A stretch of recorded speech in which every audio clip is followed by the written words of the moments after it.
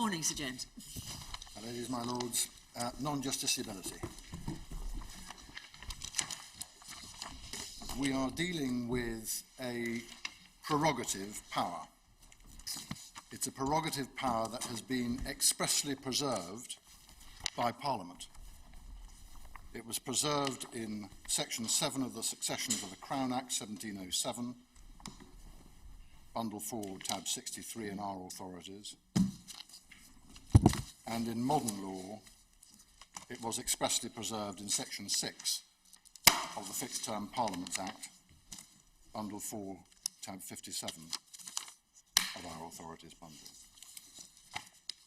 And the exercise of that power, or more accurately, the sphere within which it operates, is subject to specific legislative control in particular contexts, but otherwise is not controlled or regulated by legislation. So Parliament has made provision, to which I will return, in specific contexts for Parliament to sit when it would otherwise stand adjourned or prorogued. And Parliament has also set out what might be described as outer perimeter provisions in the Fixed Term Parliaments Act, requiring parliaments to sit for fixed terms, as the Act and its title suggests. Subject only, however, to those legislative provisions, the prerogative power is not subject to legislative control. The start of the first session, the termination of the current parliamentary session, and the start of the new one, how sessions are to be divided and the period between them, including any extension of that period, are for decision by the government in accordance with that reservation of power and its uncontrolled nature in legislation. So that's the scene as set. The case law, if I can turn briefly to that, has, we respectfully submit, three key features. The first is that the fact alone that this is a prerogative power, in other words, the source of the power, does not, of course, make challenges to its exercise non-justiciable. But the converse, we submit, is likewise not the case. In other words, just because a prerogative power is being exercised, judicial review applies in all its forms. The question is whether the issue or the subject matter is justiciable. So you examine the nature and the subject matter of the power being exercised in the context in which it is exercised. That is the test that is established in relation to prerogative powers. In other words, examine the nature and subject matter. Don't just assume that because it's a prerogative power, it is susceptible to JR. In a long line of case law, which I can take, I hope, in relevant part, from our, I hope you now have a cross-reference case. I suspect it only may be cross-referenced into the Scottish bundles, but anyway, at least you've got cross-referencing into something. So our case, for the purpose of this appeal, if you would, and I'm going to take the quotations from there, if that would be convenient. I can give you, I can see Lord Kerr. You'll not be surprised, Sir James, to hear me ask, has it come electronically? Our case? The cross-reference.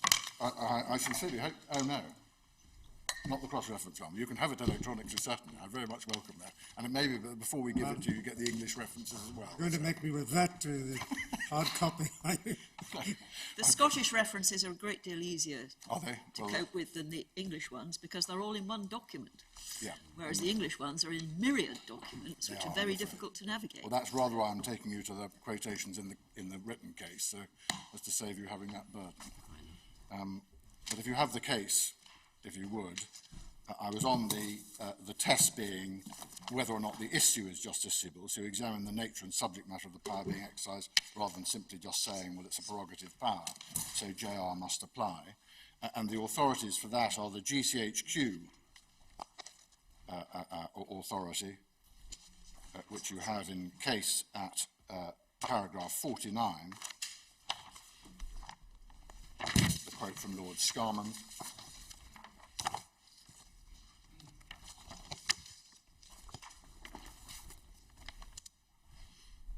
That was was then applied by Lord Justice Taylor, as he then was in the Everett case. If you go forward in the case to paragraph 52, you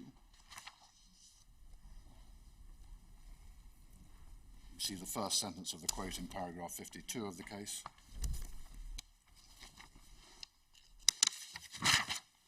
And it was confirmed by the Supreme Court recently in the Youssef case, paragraph 24. I think the quotation you have from Youssef is from paragraph 26, but it's paragraph 24 of Youssef, which is in bundle 3 of the authorities, tab 34, and it's to the same effect. The second Yes, I don't think that formulation by Lord Justice Taylor has ever been challenged, as far as I'm aware.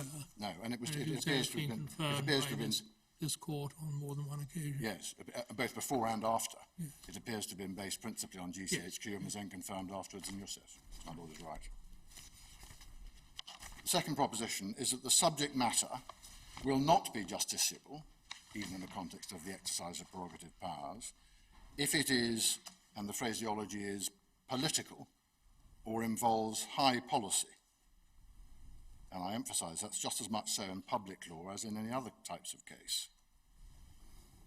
Can I just ask you, I mean, dissolving Parliament has always been accepted as one of the non-justiciable functions. Is there, in your submission, any material difference between the role of the court as respect to dissolving Parliament and proroguing Parliament? None at all, and I'm going to come to that as a specific topic because it's a matter of debate between my learned friend Lord Pannick and myself. But our submission is going to be none at all the relevant part. And you'll recall that in part my learned friend Lord Pannick says, well, you now have the Fixed Term Parliament Act, to which we say, so what? What you're actually comparing is prerogative when it was prerogative versus prerogative. So we say no material distinction. But I'm going to come to that as a discrete topic, if I may. The authorities for the subject matter not being justiciable, if they are, quote, political or matters of high policy, you have a series of quotations establishing that proposition in our case at paragraphs 58, 59, and 60.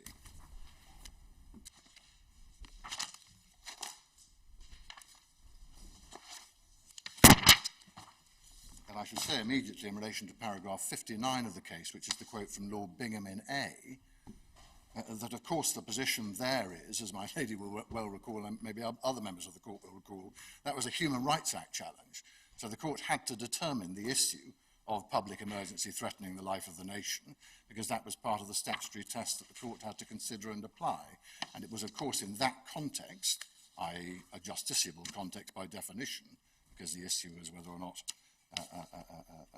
there was such a public emergency under the Human Rights Act to allow for the suspension of one of the articles of the Convention.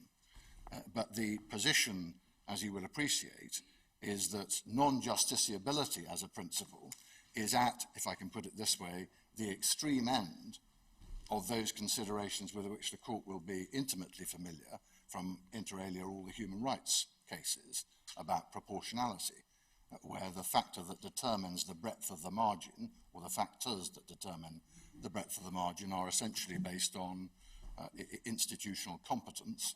How competent is the court rather than another pillar of the state to decide issues, and constitutional propriety. Is it right that the court should be making that sort of decision rather than the political wing or the legislature? And those features, as it were, sit on what can properly be described as a spectrum, but non-justiciability sits at the end of that. The reason I emphasise that is because even though, therefore, the statements by Lord Bingham were in the context of an issue that was plainly justiciable for the reasons which were discussed yesterday, they nevertheless, we respectfully submit, of relevance in determining the nature of the matters which the court will consider in the context of non-justiciability. You will also note, if you would, the reference and the quotation from Wheeler in paragraph 48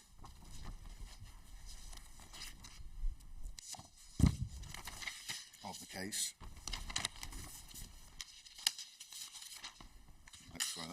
That's 61? That's a false reference. 61, I'm so sorry. Yeah, 61 of the case. It's in bundle 4, tab 48 of our authorities if you need it. And in particular, the reference there to matters depending upon a political rather than a legal judgment, is the way they put it. It's about 6 lines up from the bottom, just before the acceptance of Mr. Sumption's submission in that case.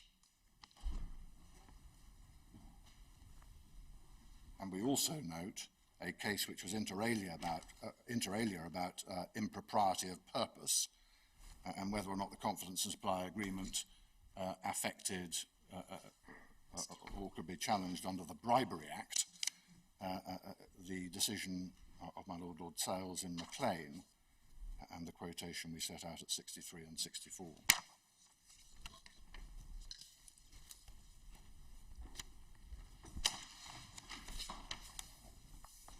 In particular, we place reliance upon that third sentence in the quotation in our paragraph 63. In this political context, there is no relevant standard of impartiality or disinterestedness which has been breached. And then it goes on.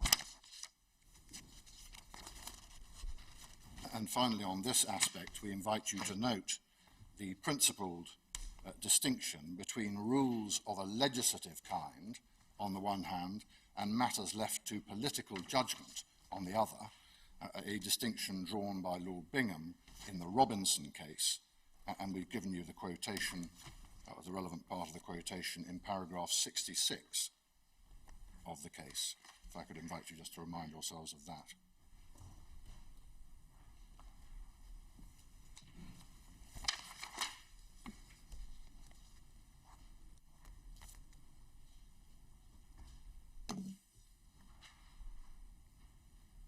Might be thought is a particularly pertinent passage in the context of our case.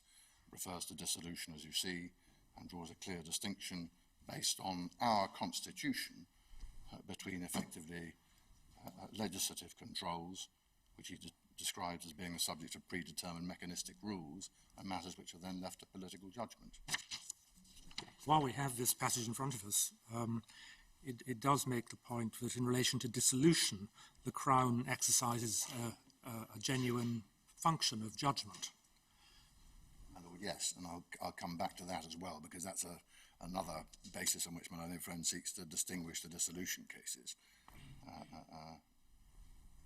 Again, not to push it too far down the line, the answer is going to be that there is some question as to precisely how far and what type of powers may be reserved to the sovereign in particular contexts. There is academic difference on that issue. In both contexts, the sovereign will act inevitably upon the advice of ministers and in particular the Prime Minister.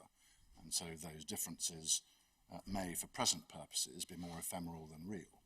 That's going to be the answer to that particular point. You're coming back to that, are you? I'm coming back to that. I'm going to summarise all of those when we come back to dissolution. I'm particularly interested in the briefing paper we have on the prorogation and the role of the Crown. And so we respectfully submit, if you keep our case to hand and have the judgment of the divisional court below, which you probably have in hard copy and loose, I'm not sure where that's gone in the bundles, but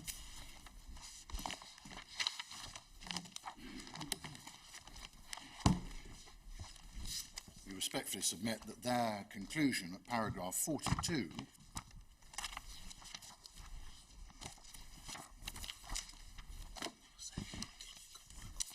first sentence of 42 was correct.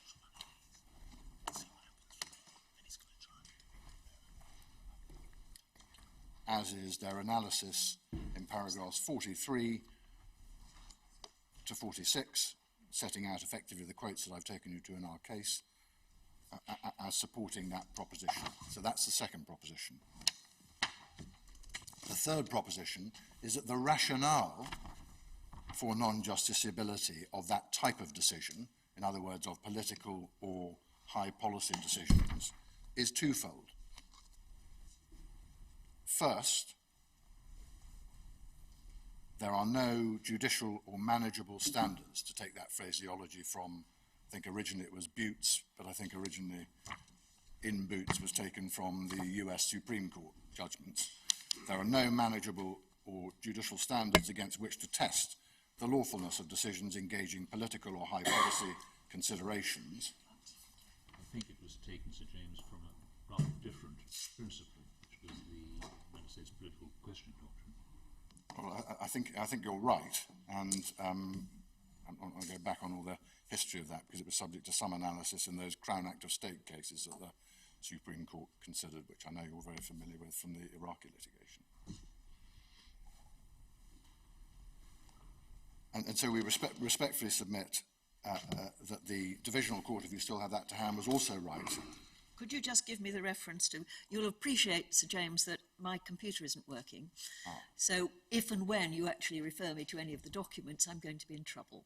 Right. But never mind, maybe we'll get it working before you do that. Right. I've got the hard copies of everything you've referred to so far, but could you just remind me of the paragraph number in the Divisional Court's judgment which you were commending before I got into trouble with my computer? Yes, I think it was 42, Right. with the analysis that follows of the case law in 43 to 46. But those quotations are the ones that I've already taken you to in our case. So. Yes. And for no manageable or judicial standards or judicial manageable standards, the passage in the Divisional Court's judgment I was recommending was paragraph 47, particularly the second sentence. That's the first of the rationale for the non-justiciability of political issues or political decision-making.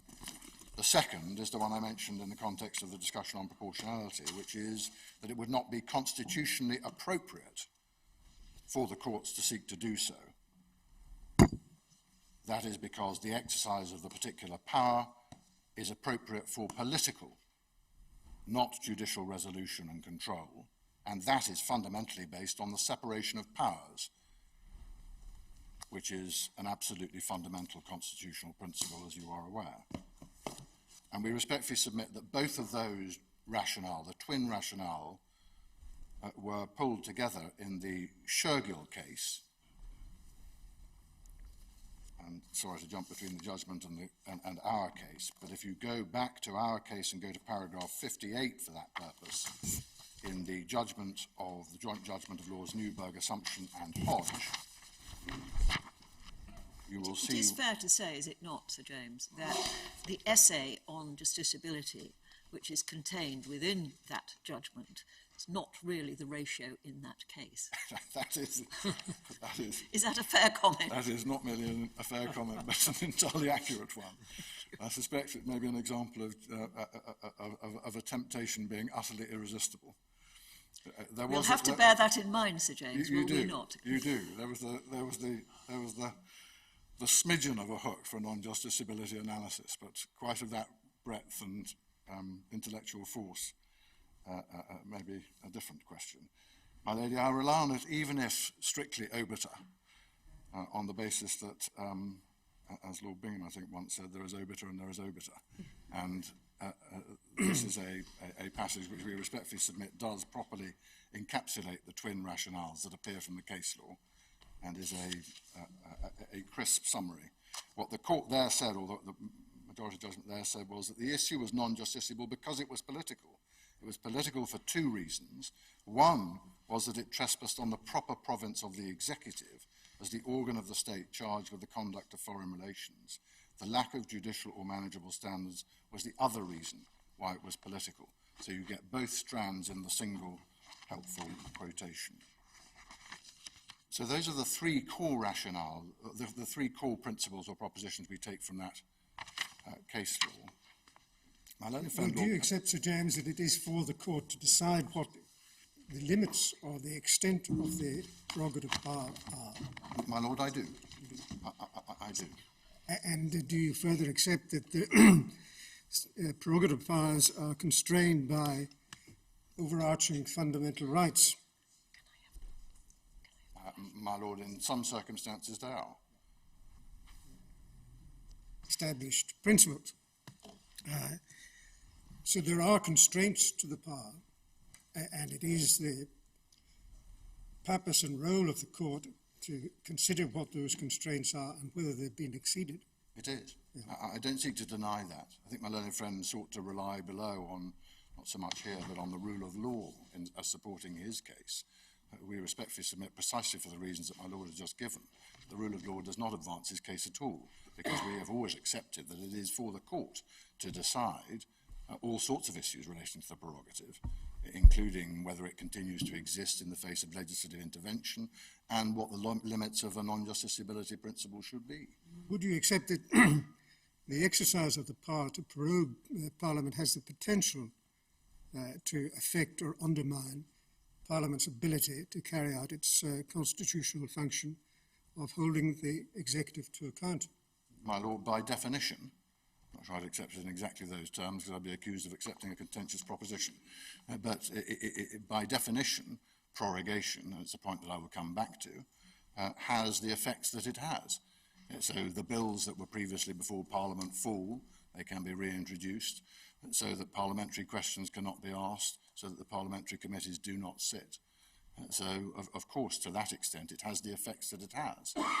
But my submission will be that despite those features, this is a well-established constitutional function, exercisable and to be exercised by the executive, and the question remains whether there are, to go back to the rationale identified in Shergill, whether there are judicial or manageable standards against which the sort of political judgments that are inevitably interwoven into decisions to prorogate, whether there are such standards, I'm going to come to analyse that, and also whether it is, as a matter of constitutional propriety, appropriate for those controls to be exercised by the courts, as opposed ultimately to the body to which the executive is ultimately accountable, namely Parliament. I take it then you wouldn't accept the submission made in the fifth intervener's latest response, I don't know whether you've read it, at paragraph 8, that the exercise of the power with the aim or effect of frustrating the discharge of the sovereign role of Parliament is out with the scope of the power. It begs the question.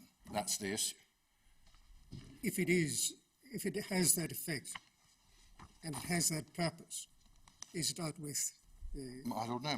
My submission is that these are political judgments, but I'm going to develop those submissions. And that is essentially the argument that is going to be developed, is whether that proposition is right or wrong. Right, well, we'll look forward to that. We've started at least. My ladies, my lord, those are the three propositions we take from the case law. Lord Pannick submits, if I've understood the submission correctly, that prerogative powers are effectively justiciable because they involve the exercise of executive power. But my submission in answer to that, if that is the case that is made, it was certainly the case that was made overtly below and appears to underlie many of his submissions here, if that is a submission that is made, the principle we submit is not that all exercises of power or all exercises of prerogative power are justiciable by definition, in effect because they're exercises of power. The principle is that justiciability depends on subject matter. For all the reasons that I've taken you through and supported by all the case law, including the judgment of Lord Carnwath, I think it was, in the Youssef case between paras 24 and 26, analysed by the divisional court in their judgment at 37 to 38, if your computer is back up and running. My learned friend Lord Pannick's principle would also be far too broad, we submit. It would deny the possibility that some subject matters may indeed be unsuitable for judicial intervention for either of the two reasons that were identified in Shergill, and it's directly contrary to long and high authority. And it is to be noted throughout these submissions that my learned friend Lord Pannick's case, focusing as it did on impropriety of purpose, does not seek to, or nor could it, cut down the bases of judicial review. He says that this prerogative power is subject to judicial review on all of the traditional bases: rationality, relevant and irrelevant consideration, improper purpose. All of those controls, he says, can be exercised over decisions by the executive to prorogue Parliament. And I'll come to the question as to whether that can possibly be right. And we submit that the three propositions that I identified, with the possibility, even in public law and even in relation to prerogative power, of some non-justiciability cut out, is positively consistent with the rule of law, not merely for the reason that I gave in discussion a moment ago with Lord Kerr, accepting that it was for the court to set the boundaries of non-justiciability, but also for the separate reason that I touched on earlier, which is that the separation of powers is at the heart of the rule of law and is respected by the courts and underpins the second of the rationale for non-justiciability, namely constitutional propriety. Who should make the decision under our constitutional arrangements? My learned friend Lord Panic also suggests that the list, the famous list from GCHQ onwards of those examples of powers that were non-justiciable, including dissolution, but also foreign policy and so on, that the world and the case law has moved on since that list was first set out. And that is true. It has indeed moved on. But none of that moving on has created the principled approach for which he contends, namely that a power is judicially reviewable irrespective of non-justiciability just because it involves the exercise of executive power. None of that case law has come close to establishing that proposition. Indeed, that proposition, as I've indicated, is positively inconsistent, not merely with the older authorities, but with the newer ones, including Youssef Powers 24 to 26, and indeed a case relied on quite heavily in my learned friend's written submissions, the Abbasi case, in which some legitimate expectation control was exercised, but the court was concerned to make absolutely clear that there was still what the court described as forbidden territory. There was still forbidden territory, even in the foreign relations sphere.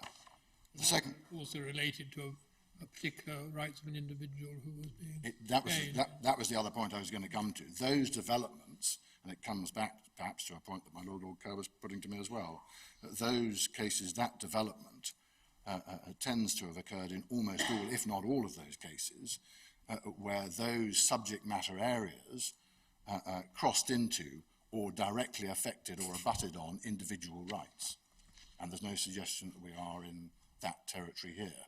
You'll all remember, or many of you will remember in Miller 1, that being the centrepiece of the argument, Lord Panic's compelling allusion to the bullet being fired from the gun and then inevitably hitting the right's target, as it were. But that is not this case. We are here dealing with... I don't think Lord Carnwell thought that was a compelling analogy. He was, as I recall, he was in a minority.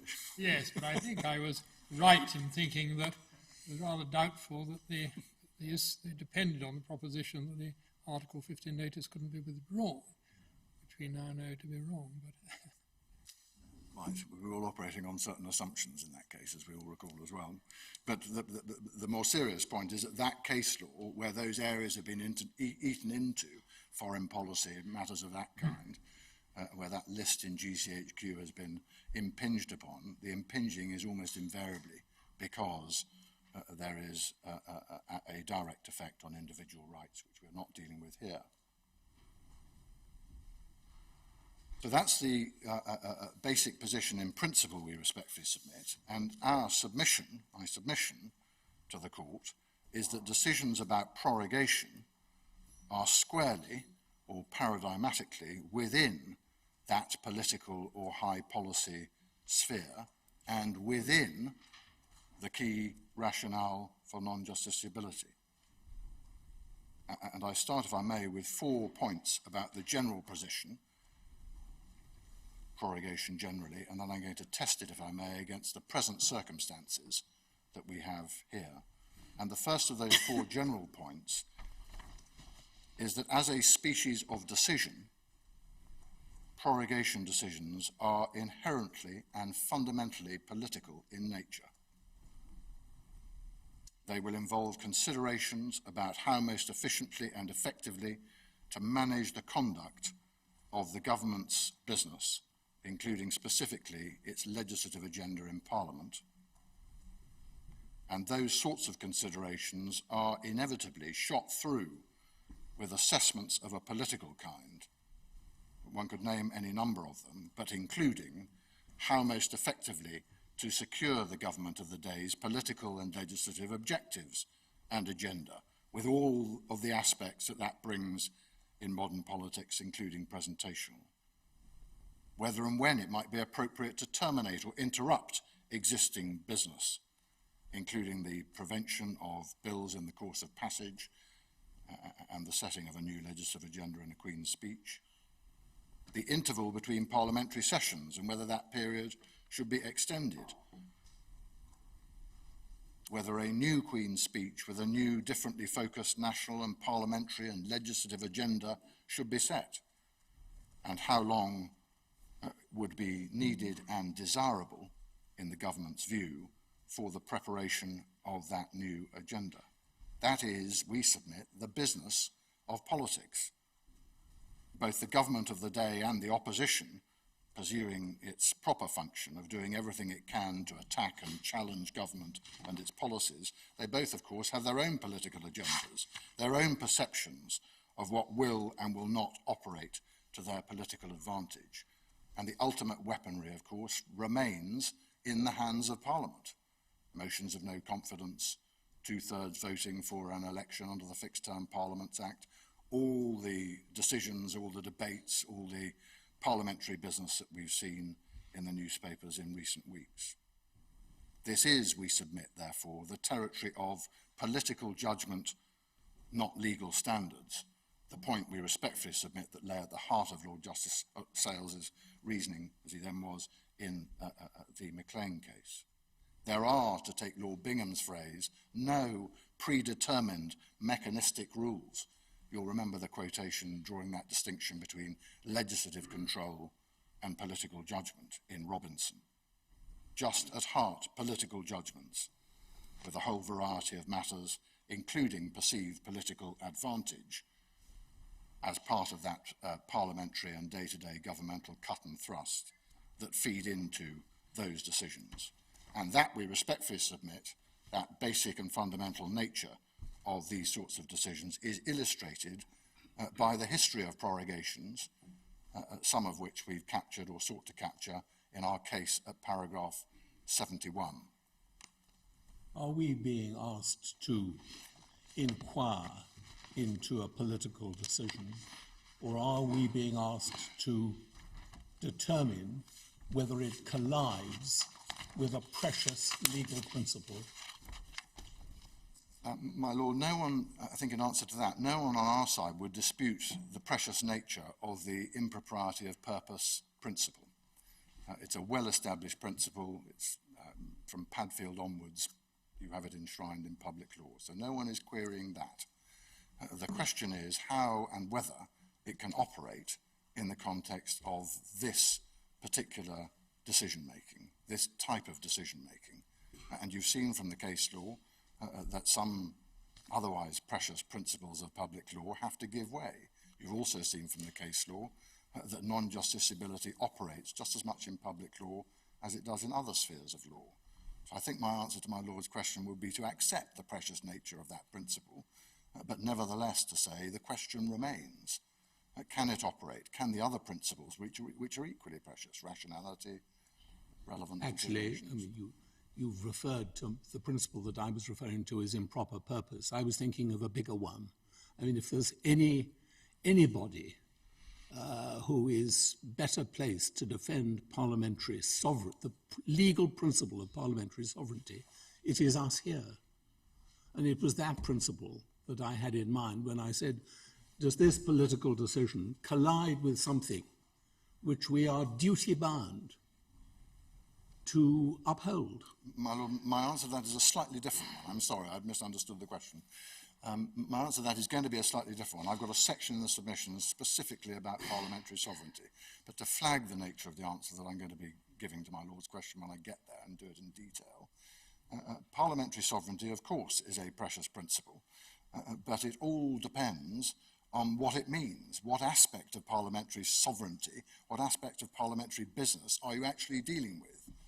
It's no good simply turning up and shouting about parliamentary sovereignty, because parliamentary sovereignty means a number of different things. Paradigmatically, parliamentary sovereignty means that Parliament can make and unmake its own laws, and that when it does pass primary legislation, the other pillars of the state, including the courts and the executive, bow to it. So the You would question say is, it's as limited as that? I'm going to say that those are the classic features of parliamentary sovereignty, and then I'm going to analyse whether or not it is truly an aspect of parliamentary sovereignty for prorogation to be controlled in this way, so as to engage the concerns of the court.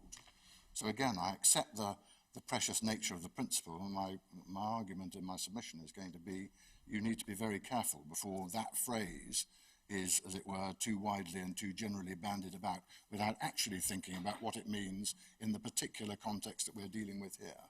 That's going to be the answer. Thank you. I don't require an answer at the moment, Sir James, but just to foreshadow my concern about that argument, just to take an extreme example, let us suppose the Prime Minister decided, for political reasons, which you say are perfectly valid, political reasons, that he did want to stifle debate, and he did want to avoid scrutiny of his actions, particularly in the contemporary situation that we found ourselves.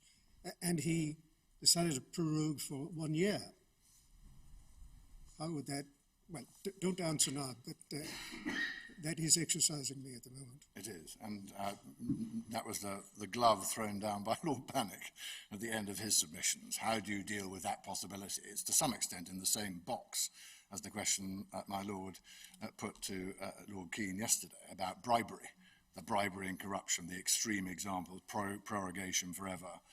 And does that not indicate, is the submission as I understand it, does that not indicate there must be some form of judicial control? And again, I'll come back to it, but a part at least of the answer is to remind the court of I think it was the Canadian Supreme Court who said be very careful about establishing principles by testing them against extreme circumstances. Not exactly unconventional to do that, is it? Well, my Lord, there is caution required, we respectfully submit. That isn't our case. Well, And there are controls that can be exercised against extreme length, including in particular the intensely practical point that the armed forces need discipline and the government needs money to operate. But ultimately the controls are political. I echo and do not retreat in any way from the answer given to you by Lord Keane yesterday, which is that they're political controls, and ultimately it's open to Parliament to exercise control in all of those extreme situations over the government. Would the hands-off approach that you advocate extend if the prorogation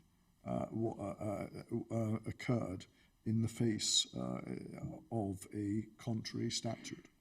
Of a contrary statute, if there was a statutory provision requiring Parliament, Lord, no. Parliament to be there at a certain date? Certainly not, and we place positive reliance. It's a point I'm going to develop, as you understand, on, for example, Section 3 of the Northern Ireland legislation, which I'll come back to. Yes, I'd be very interested to have the government's explanation on that section, but you are accepting that if the government acts illegally by defying a statute, in that context, the courts could intervene.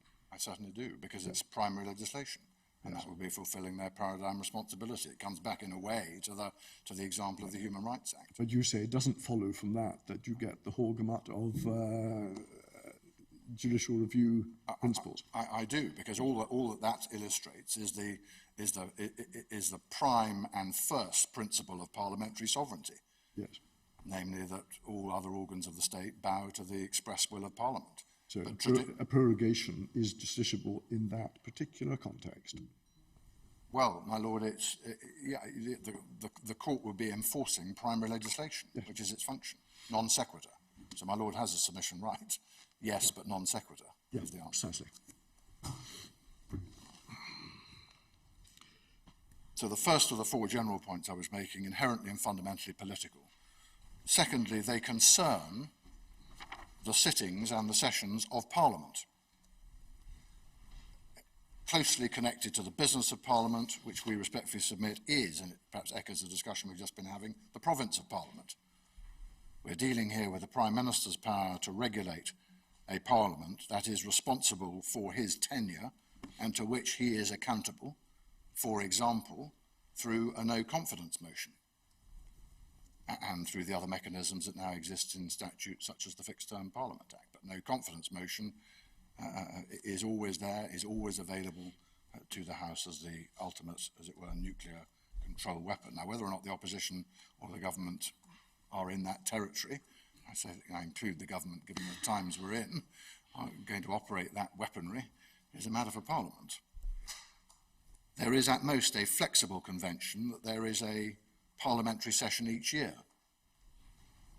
But as you know from recent times, that is truly flexible. The current session, ended by this prorogation, was the longest for many, many years and extended, I think, over 2.5 years. And my submission is that the common law does not regulate and could not regulate the scheduling of parliamentary proceedings. And of course, Parliament can decide, and has decided in some specific contexts, to regulate this by legislative provision. The judgments involved in it doing so, I respectfully emphasise, and this goes to the constitutional propriety issue, are paradigmatically legislative. When should that control be exercised? In what circumstances? How should Parliament be recalled? For what period? For what purpose? How is it meant to work when that happens? Those are legislative judgments, ultimately. And we've given you in the case, if you still have it to hand, at paragraph 28,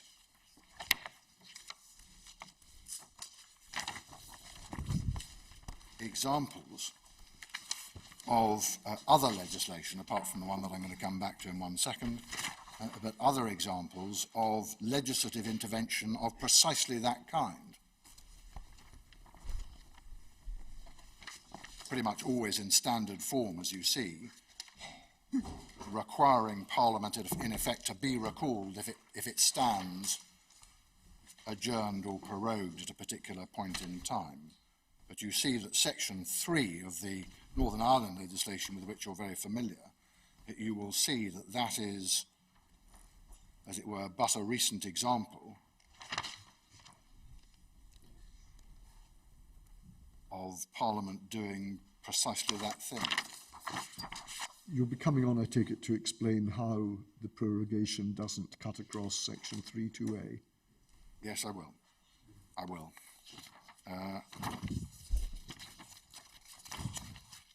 Let me just check that I will.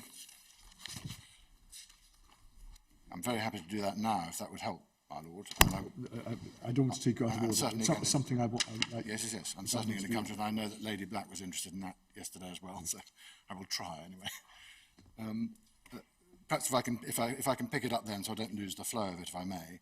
But the very recent example is the one mentioned in the next paragraph of the case, which is Section 3. Precisely how it works we'll come to, but it is an example of Parliament deciding that in certain circumstances, even if there's prorogation, it's going to require Parliament to be recalled. And the provision is set out in paragraph 29 of the case, and the effect of it is summarised in paragraph 30 of the case. But it applies, I emphasise at this stage, I'll come back to its significance in a moment, but I emphasise at this stage that it applies to control the sittings of Parliament if Parliament stands prorogued. That's done by primary legislation. Yeah. The third general point is the parallel with dissolution. And we've dealt with that in our case between paragraphs 82 and 85. And the position we respectfully submit in relation to that is this. In the days when dissolution was subject to the prerogative, in other words, pre-Fixed Term Parliament Act, it was regularly singled out as a core example of a prerogative power whose subject matter rendered it political and thus non-justiciable. If you still have the case there, three at least quotations on that, citing it as an example of that. Lord Bingham, in our case at paragraph 66, I think I drew attention to that when you first looked at it in the Robinson case. You see about 5 lines up from the bottom of the quotation, in brackets, whether and when to seek a dissolution, for example. Lord Roskill, in our case at paragraph 49, in the GCHQ case,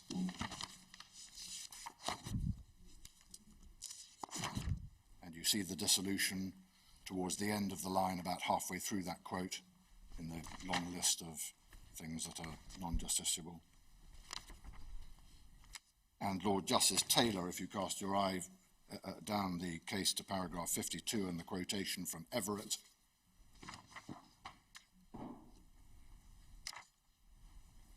again, it's about halfway through the quote. He mentions making treaties, making war, dissolving Parliament. And our submission is that there is, for present purposes, no distinction between dissolution and prorogation. There is no distinction because the underlying basis for the dissolution example, as explained in that case law, of a subject matter area that would be non-justiciable, was the lack of political standards and the constitutional propriety of politicians deciding political issues. And it's impossible to see why those should not apply equally to prorogation. It is not distinguished from prorogation by contending, we submit, that the dissolution would be a personal prerogative, unlike prorogation.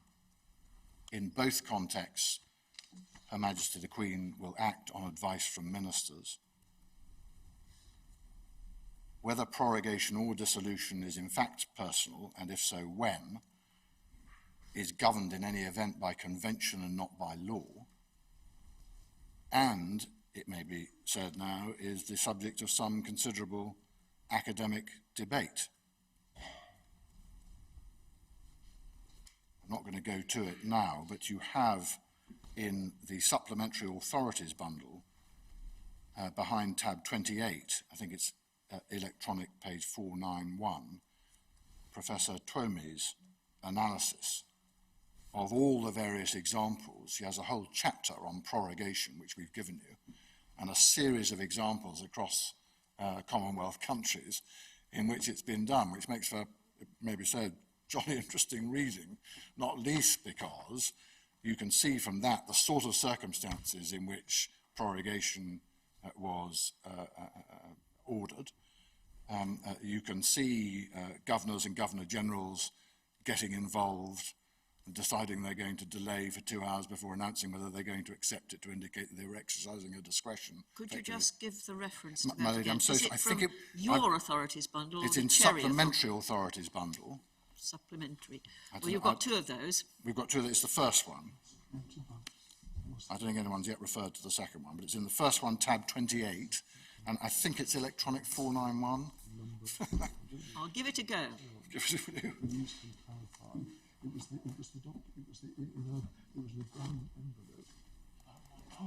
Well, it's headed 8, prorogation. Yeah, well, that's very promising then. Yes, that's it. Good. As I'm not going to go through it because there's a series of examples of prorogation being used, in many cases, for overtly and obviously political purposes, and indeed for present purposes, indicating that at least in certain circumstances when governors and governor-generals were dealing with these things, they were at least thinking about whether or not they had a discretion or they didn't have a discretion. It gets further than that, doesn't it? And I think this is why the briefing paper which we have at page 169 of the main one draws on Anne Twomey's analysis and gives us, well, the recent 2008 example in Canada, where the Queen's representatives took a very active role.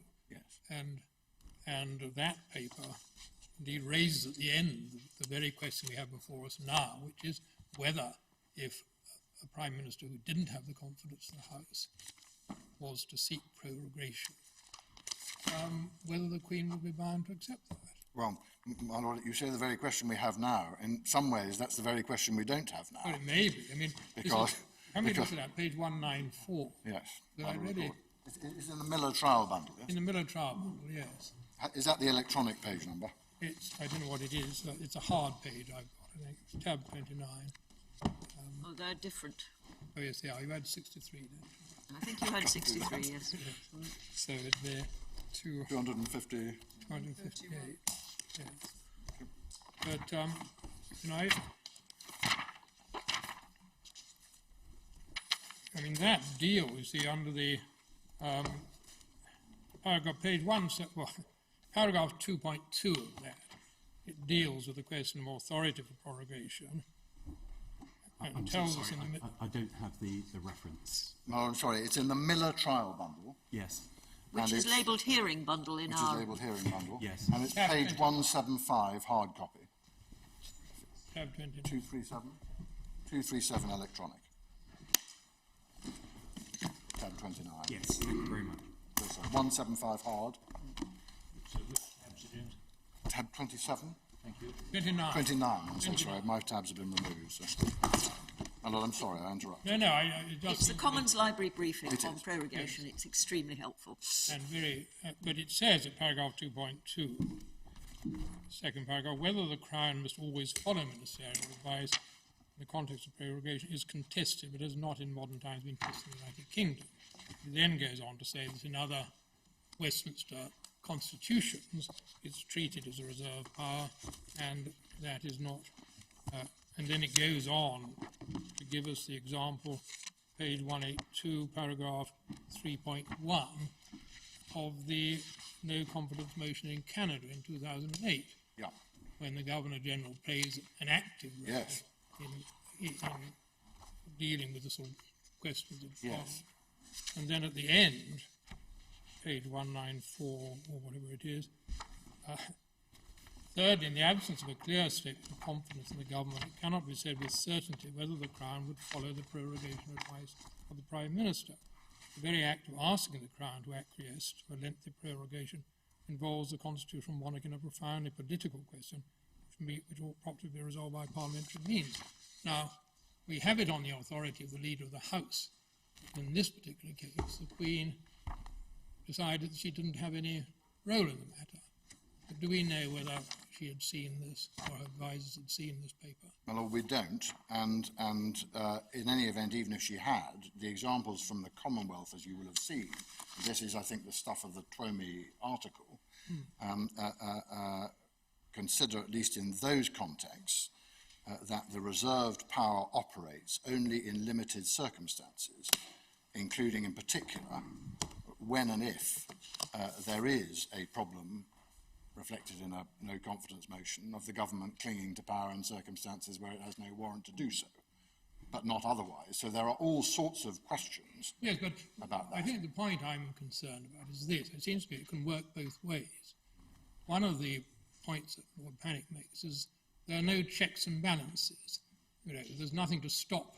If we don't intervene, then there's nothing can be done to stop the Prime Minister dispensing with parliamentary control. Whereas if the case is that in fact there are controls, which in principle could be exercised, but as a matter of convention and not, well then it seems to me that may raise a very different situation. And I'm very concerned we don't make the mistake we made. Well, we don't get in a position where we're deciding these major constitutional issues on a basis which may not represent the true position as to the Queen's role. My Lord, the difficulty perhaps is that, and you'll appreciate that there is some sensitivity around this issue because there are different interests which aren't purely governmental involved. So I think the furthest I can go in relation to that, and I think it is a reflection of what sits in that briefing paper, is that the position in relation to the involvement of any sort of personal prerogative, both whether and if so when, of the sovereign, is a matter of some considerable uncertainty. And the reason I go there for this purpose at this point in the submissions is because the court can't proceed on the assumption that the way you just simply distinguish dissolution is because that does involve some personal prerogative or some personal decision-making by Her Majesty. In this case, is it the government's position that Her Majesty the Queen had any prerogative power? My Lord, you've seen the statement of the Leader of the House, and I don't seek to depart from that. He's making a statement, presumably from a political standpoint.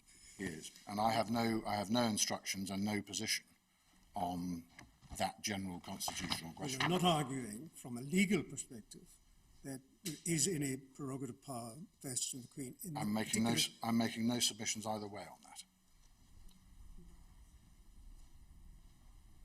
For reasons that I hope you'll understand. But the position is, as reflected in the briefing paper, that it's a matter of some uncertainty, some academic debate, some difference of practice in the Commonwealth. The Twomey article is interesting because it illustrates the different circumstances. It has all sorts of echoes for the purpose of this case, not least in illustrating that prorogations have frequently occurred across the Commonwealth scene for nakedly political reasons. Different questions around whether or not, if there is a personal prerogative or personal decision to be made by the representative of the Queen in those contexts. Different questions to be asked around whether or not that applies across the board or only in certain limited circumstances. There's some suggestion in the Twomey article that it's a much narrower group of things where the government has lost the confidence of the relevant legislature. But we are overtly not in that territory here. No one has, despite the opportunity to do so, introduced the motion of no confidence in the government. No Sorry doubt to for press on political this, reasons. James, but underpinning my Lord's question was, in reaction to Lord Pennock's submission, that if the courts aren't the medium by which control can be exercised, then there is none. And my Lord raised the question, well, is that constitutionally correct? Because the Queen, on the view of some commentators, might have a prerogative. I make no positive submission to that effect. Thank you. Just to finish, I mean, that's very helpful, but just to complete, I mean, reading the Twomey chapters, which I think are very interesting, in none of them does it seem to have been seen as a role for judicial review. I mean, I don't think there's any example of precedent for the sort of judicial review being used as a substitute for the control by the whatever control is exercised by the state. There isn't, and I mean, I suppose the answer, in fairness, to the case against us, the answer I'm sure Lord Pannick would give to that is, well, that's because no one happened to have gone to court. That issue has not been tested, but we respectfully submit, in agreement with, I think, the thrust of my Lord's question, that it is of at least some interest, particularly given the politically controversial nature of some of those prorogations, that no one has engaged in any attempt to say that this is a matter that could be controlled by the courts. In fact, I think in Chapter 10 there is some discussion by Professor Twomey of the possibility of involvement of the courts. And what I wanted to ask is, if there are constitutional principles that require to be policed, in our constitution, isn't it more appropriate for the court to do it rather than for the Queen to have to be sucked into what may be decisions with political ramifications? My Lord, I think you may well be right, and I may well be in a position of happily accepting that proposition, because, as I say, I make no positive case that as part of the bulwark, if that was all that was left, it would be the Queen's personal decision which would provide the constitutional protection. My case, as you'll appreciate, is that the constitutional protections are provided in the political arena by Parliament, by no confidence motions, by all of the matters that govern the tenure of the Prime Minister in our democratic legislature. That's where you find the appropriate form of control, not in the courts. So not merely do I not assert positively that the Queen provides any such constitutional control, but I respectfully submit that there are, nevertheless, the requisite controls provided in that way. Have we got a chronology anywhere of the events from mid-August? I don't think so. But we can, I'm sure, produce one if it would be Just thinking about what time there was in Parliament at various stages. Thank you. Assist with that.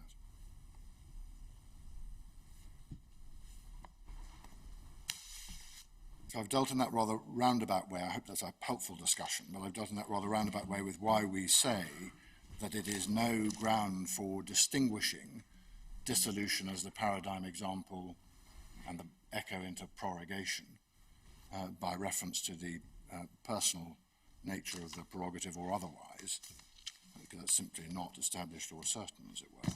But it's finally no answer to say, as I think my Lord Panic does, well, we now have the Fixed Term Parliament Act. And again, of course, we do have the Fixed Term Parliament Act, but the comparison for relevant purposes is between the dissolution power when it was a prerogative power and the prorogation power as it still is a prerogative power. When the former existed as a prerogative power, that is dissolution, it was non-justiciable. So the question is, why are they distinct for that purpose? And it isn't answered by saying you've got a new legislative regime in place, especially, it might be thought, one which positively preserves but does not otherwise control in Section 6 the prorogation power as a prerogative power. So we respectfully submit that that provides no answer and no distinction between dissolution as the paradigm example or a paradigm example of a political or high policy question. The fourth point I can make very, very shortly in terms of the generality, and that is that this is not a context which is about rights. This is not Miller, this is not Youssef, this is not any of those cases in which the traditionally identified areas of non-justiciability have been eaten into. It is not about rights. Those are the 4 points I wanted to make on the general nature of the power. And I wanted then to test them against the present context and the present circumstances. And I wanted to do that because doing that, we respectfully submit, illustrates the fundamental problems with both judicial standards and propriety in both the design and the application of legal principles and legal controls in this context. The contention by the claimant is that the courts, as it was put by Lord Panic in his written argument, the courts must ensure that Parliament is not prevented from sitting, and that the effect, as he puts it, of prorogation is, quote, seriously to impede Parliament's ability to perform its functions because it will be unable to legislate. And the will of Parliament is engaged, it said, because it is said that Parliament is being prevented from doing that which it would otherwise wish to do. The case in this court is now put on a narrower basis, or focused on a more narrow basis, which is the impropriety or alleged impropriety or illegitimacy of purpose, that purpose being identified as, quote, avoiding the risk of Parliament undermining the policies of the government.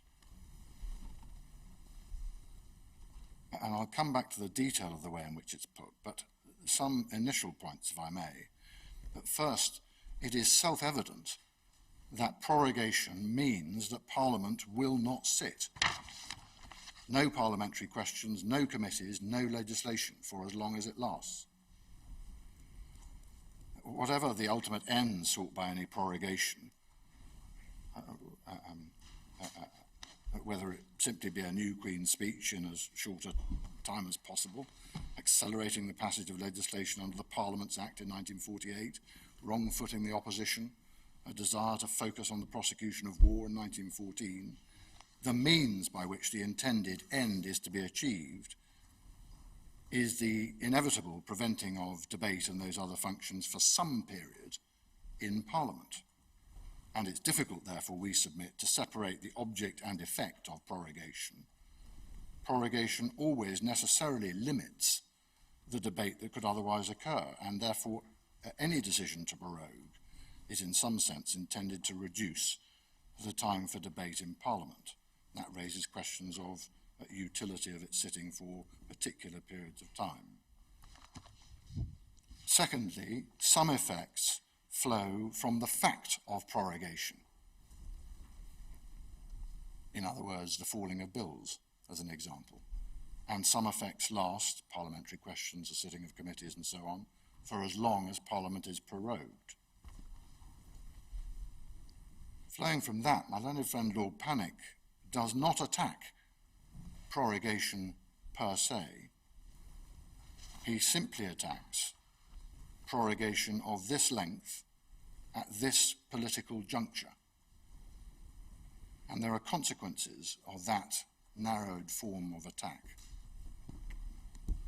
The first is that it is those features of this length at this political juncture which are the focus of the arguments about judicial intervention. And I emphasise that because the constitutional principle that he advocated appeared to be that Parliament must always sit and have opportunities, and have the same opportunities it has when it's in session. Well, that was at least a position until pulled back a bit by a question asked by my lady, Lady Black, and he then reverted to the case run in the divisional court, which was that the period was what was being attacked, and that it should not exceed what he then described as a period that was reasonably necessary for the purpose of the prorogation. So it's important to bear those features of the argument in mind because they condition the questions that the court will have to ask, not least in relation to some of those adverbs, which I'll come back to. The second consequence of him not attacking prorogation just this length at this political juncture is that he can't pray in aid of an improper purpose argument, consequences flowing from the very fact of prorogation. Bills falling is one of those things. They fall because of the fact of prorogation, and he's not attacking that. It's got absolutely nothing to do with the period for which Parliament is prorogued. So the falling of bills is irrelevant for present purposes. We would add, at least the political point, that in any event that falling is temporary. If the new session chooses to pick them up, it can do so. If they form part of the legislative agenda set out in the new Queen's speech, which is an integral part of the way in which democratic government operates in Parliament, then they will be picked up. And if they fall and stay fallen, that is simply a function of the operation of those democratic principles in Parliament. Sir James, I know you say it's irrelevant, but nevertheless, I don't want to be ignorant. The automatic effect of prorogation is that bills that have not yet passed all stages in Parliament fall. There is a method of preserving, carrying over. Now, as I don't know the precise limits of that, no doubt somewhere in the documentation it will be explained. But my understanding is that if they're carried over, they go over into the new session at the same stage that they were in the previous one. Whereas, of course, if they fall without being carried over, they have to start all over again. My lady, you're right. You're right. Oh, good. You're right. And you will have seen some reference to the bills that might be carried over. And I think it was paragraph 9 of the Da Costa memo that we looked at. But there is, in fact, only one bill has been carried over.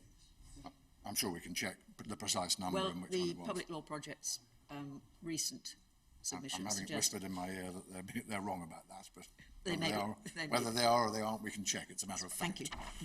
But we'll make sure. But my lady is right. They do go back to the beginning, as it were. But the option, as I say, remains for the government to make time, for Parliament to make time for those acts that otherwise fell and were not carried over. It does postpone the debate, and it does postpone the debate, and some may be time critical. That's possible. All of that is possible. But all of those are just simply functions of Parliament operating. And Parliament can legislate, as we know from recent events, very quickly if it considers that's the appropriate thing to do. So if there is time-critical legislation that Parliament judges needs to be passed time-critically, then that's what it will do.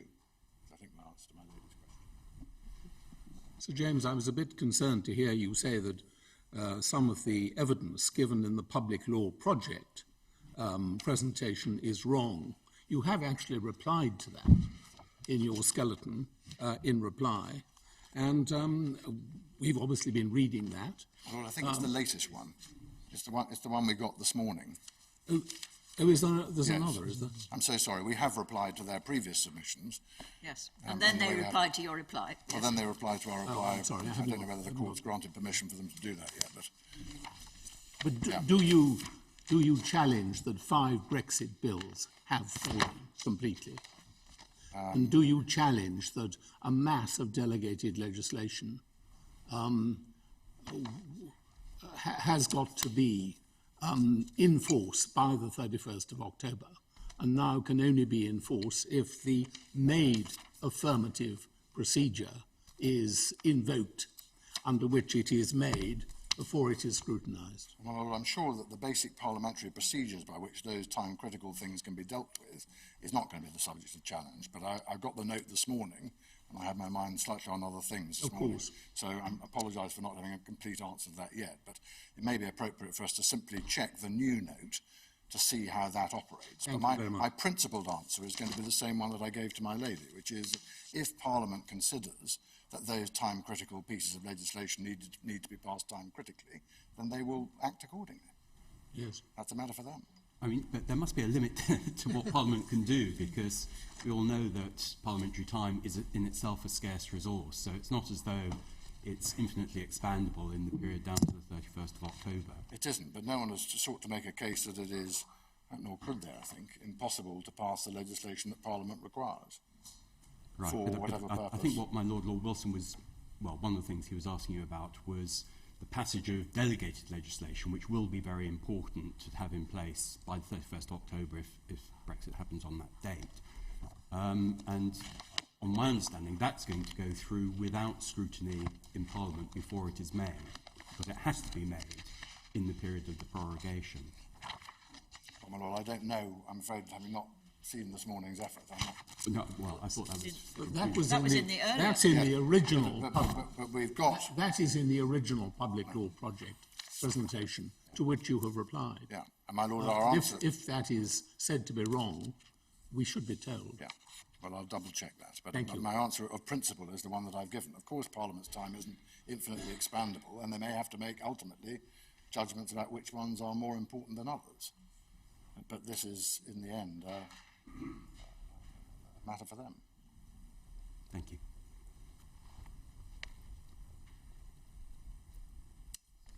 Handed a note that 3 bills were carried over. The Birmingham Commonwealth Games Bill being Yes. one of them. That was The mentioned. Sentencing Pre-Consolidation Amendments Bill. Oh, that was carried over, And was the it? High-Speed Rail West Midlands Crew Bill. The Law Commission will be extremely pleased to learn. Anyway.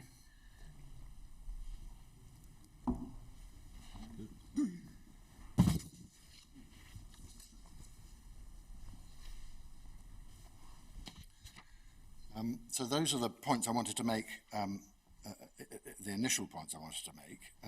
Non-justiciability, as we've seen, is a principle underpinned by the 2 rationales, the manageable standards and addressing and answering the questions necessary for constitutional propriety. And that does involve, therefore, considering with some specificity what questions the court is actually being invited to and would have to consider for the purpose of all of the JR principles that are said to be in play, including impropriety of purpose, reasonably necessary for the purpose, and so on.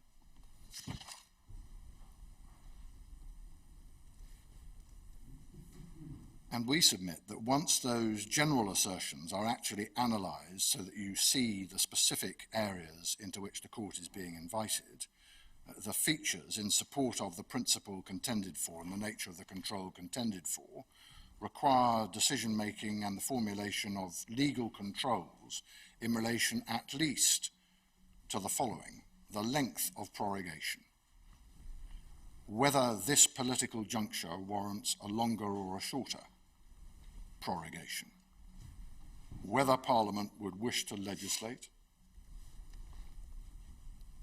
what range of legitimate purposes for a longer or shorter prorogation there might be,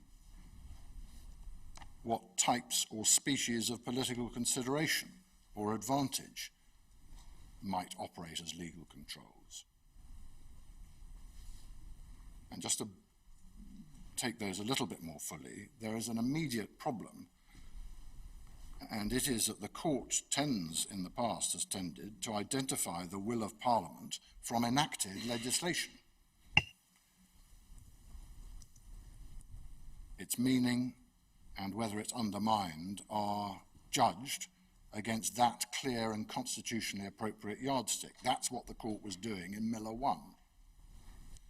Unless and until legislation is in fact enacted, how the court judges whether Parliament would have wished to or would wish to legislate is an entirely uncertain question, because some MPs say so on a head count, or how? How is that question to be determined and answered? It moves away from the sure and only proper guide to parliamentary intention, which is in enacted legislation we submit, and moves the court, moreover, straight into the territory of political and parliamentary controversy. It's also entirely unclear what scale or nature of controversy would engage the intervention of the court or trigger it to invent controlling mechanisms of that kind over prorogation.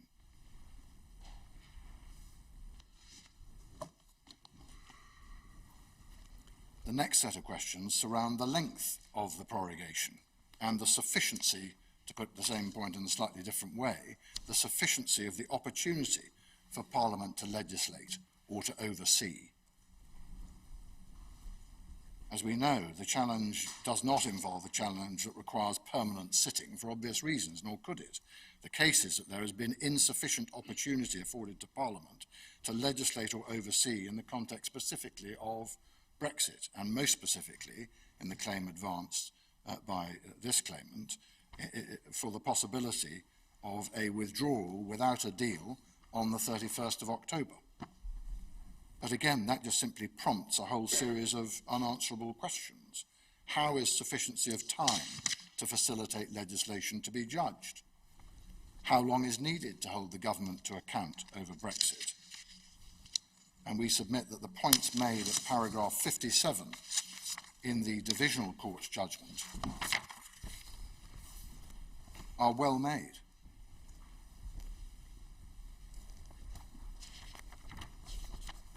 It is impossible, said the court, for the court to assess by any measurable standard how much time is required, quote, to hold the government to account, including passing legislation that would require the Prime Minister to take steps to avoid the United Kingdom leaving the European Union without an agreement. Is it particular legislation, or is it all legislation? What factors justify a longer or a shorter prorogation? And how could the court weigh or assess political judgments of that kind against a legal standard? And again, we respectfully submit, if you still have the Divisional Court's judgment to hand, that the analysis of the Divisional Court at paragraphs 54 and 56,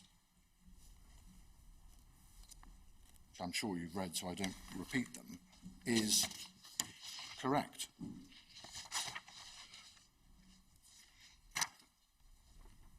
So those are the sort of questions that surround sufficiency or length, sufficiency of the opportunity or length. What about the controlling reasons for the advice? Well, again, they're going to be shot through with political considerations, as history demonstrates. And indeed, it may be entirely or purely for a perceived political advantage. What are the controlling principles there?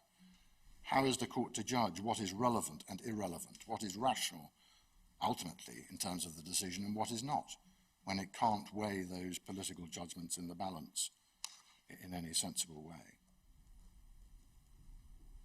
So my learned friend has sought to focus on proper or improper purpose or motivation or effect as an abuse of power, as he puts it, as the controlling principle. Just in relation to abuse of power, we do recommend to the court the quotation from Lord Justice Laws in the Nadaraja case, in our case at paragraph 90, effectively saying, be careful of abuse of power, because that's simply an overarching way of describing public law unlawfulness. It doesn't actually advance the analysis. But however it's precisely put, the essential problem of trying to introduce proper or improper purpose into this prerogative of prorogation territory remains that has been identified already by the courts.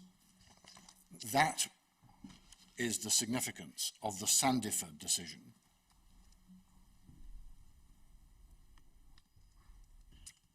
Which is in the authorities bundle at tab 32 in bundle 3. And again, I can probably take, I think, the quotations from our case, the quotations of relevance from our case at paragraphs 88 and 89 from the judgments of Lord Carnwath and Lord Mance on the one hand and Lord Sumption on the other.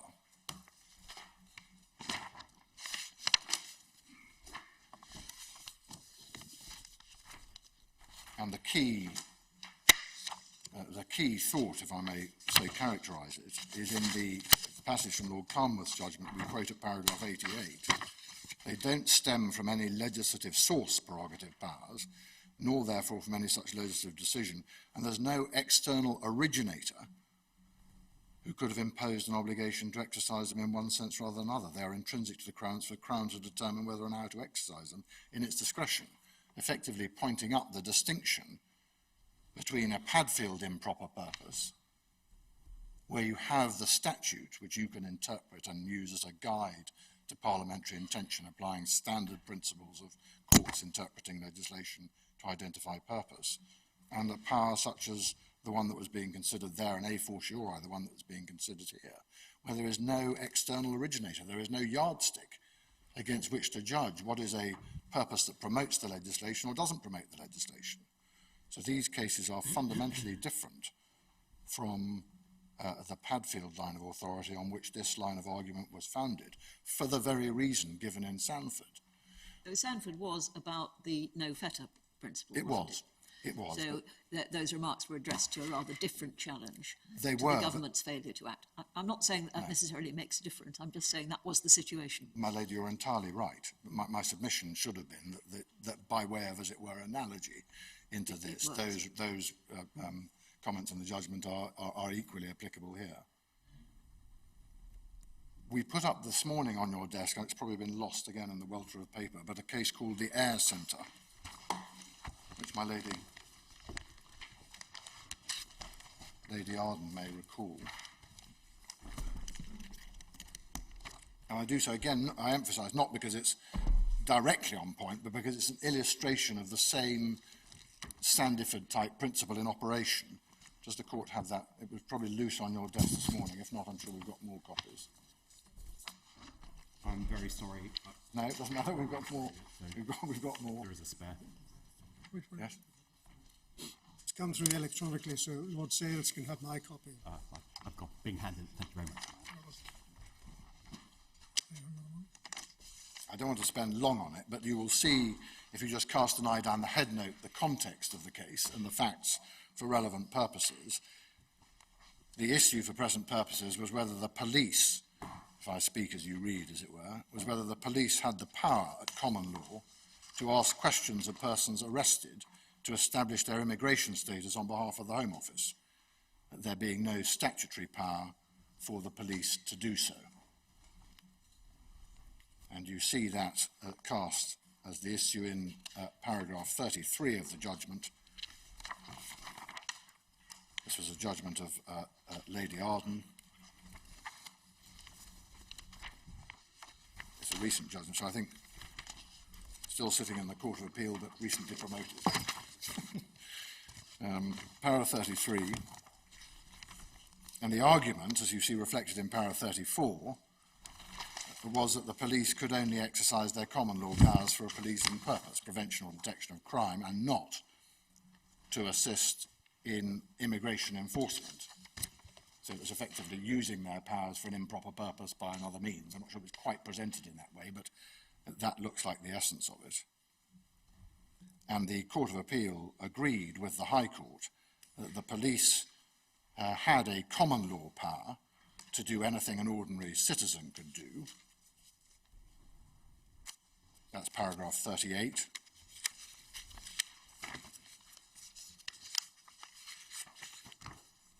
They then concluded in 39 the additional statutory powers of a police officer over and above those held by the ordinary citizen didn't constrain or restrict those common law powers, 39.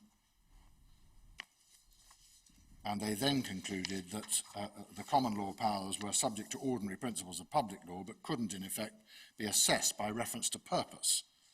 So the key bit for present purposes is really between G and H on page 3012.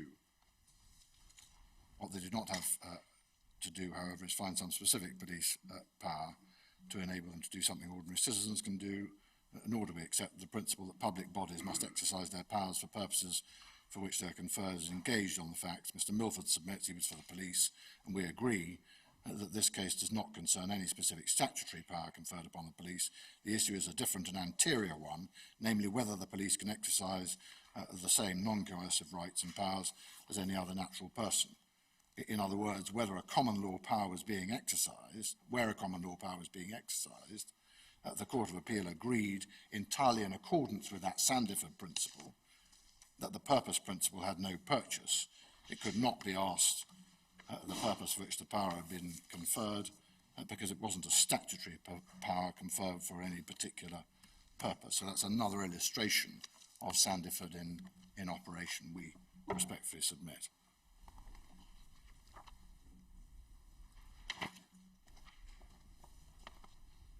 I respectfully emphasise that this isn't just about the court making an order or adjudicating to require a particular length of prorogation.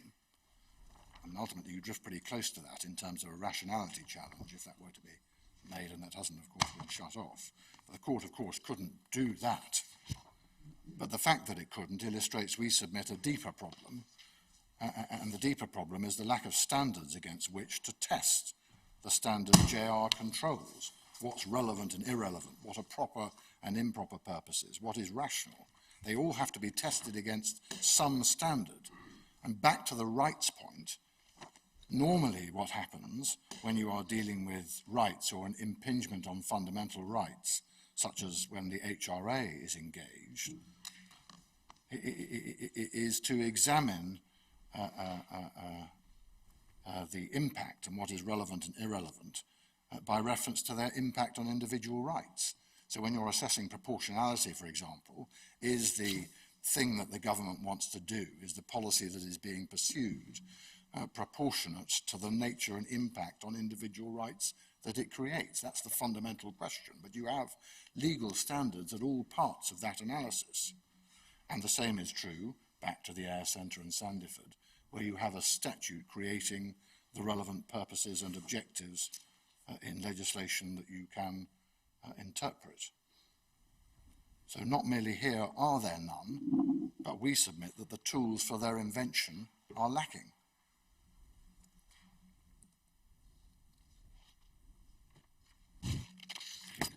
What about political advantage or political issues and how all of that plays? Again, in common with Lord Hodge, we understand that it was a common ground that at least some types of political advantage were common ground accepted as permissible. And even Lord Pannick seemed, in the course of his submissions, to accept that some might be. But how is this court to determine whether, and if so what, political advantage points are and are not legitimate? How is it to determine whether this is a relevant or proper consideration without a statutory yardstick of the kind you had in Sandiford? And indeed, in this particular context of parliamentary timetabling and the business of Parliament. And if the assertion is that some are okay and some are not, to go back to the thought that Lord Kerr put to Lord Pannick in argument, where it depends on the species, how does the court determine which species is good and which species is bad for present purposes of political advantage being pursued? And we respectfully submit in this context also that the judgment of the Divisional Court was correct and principled, including in particular the passage in paragraph 55 of their judgment.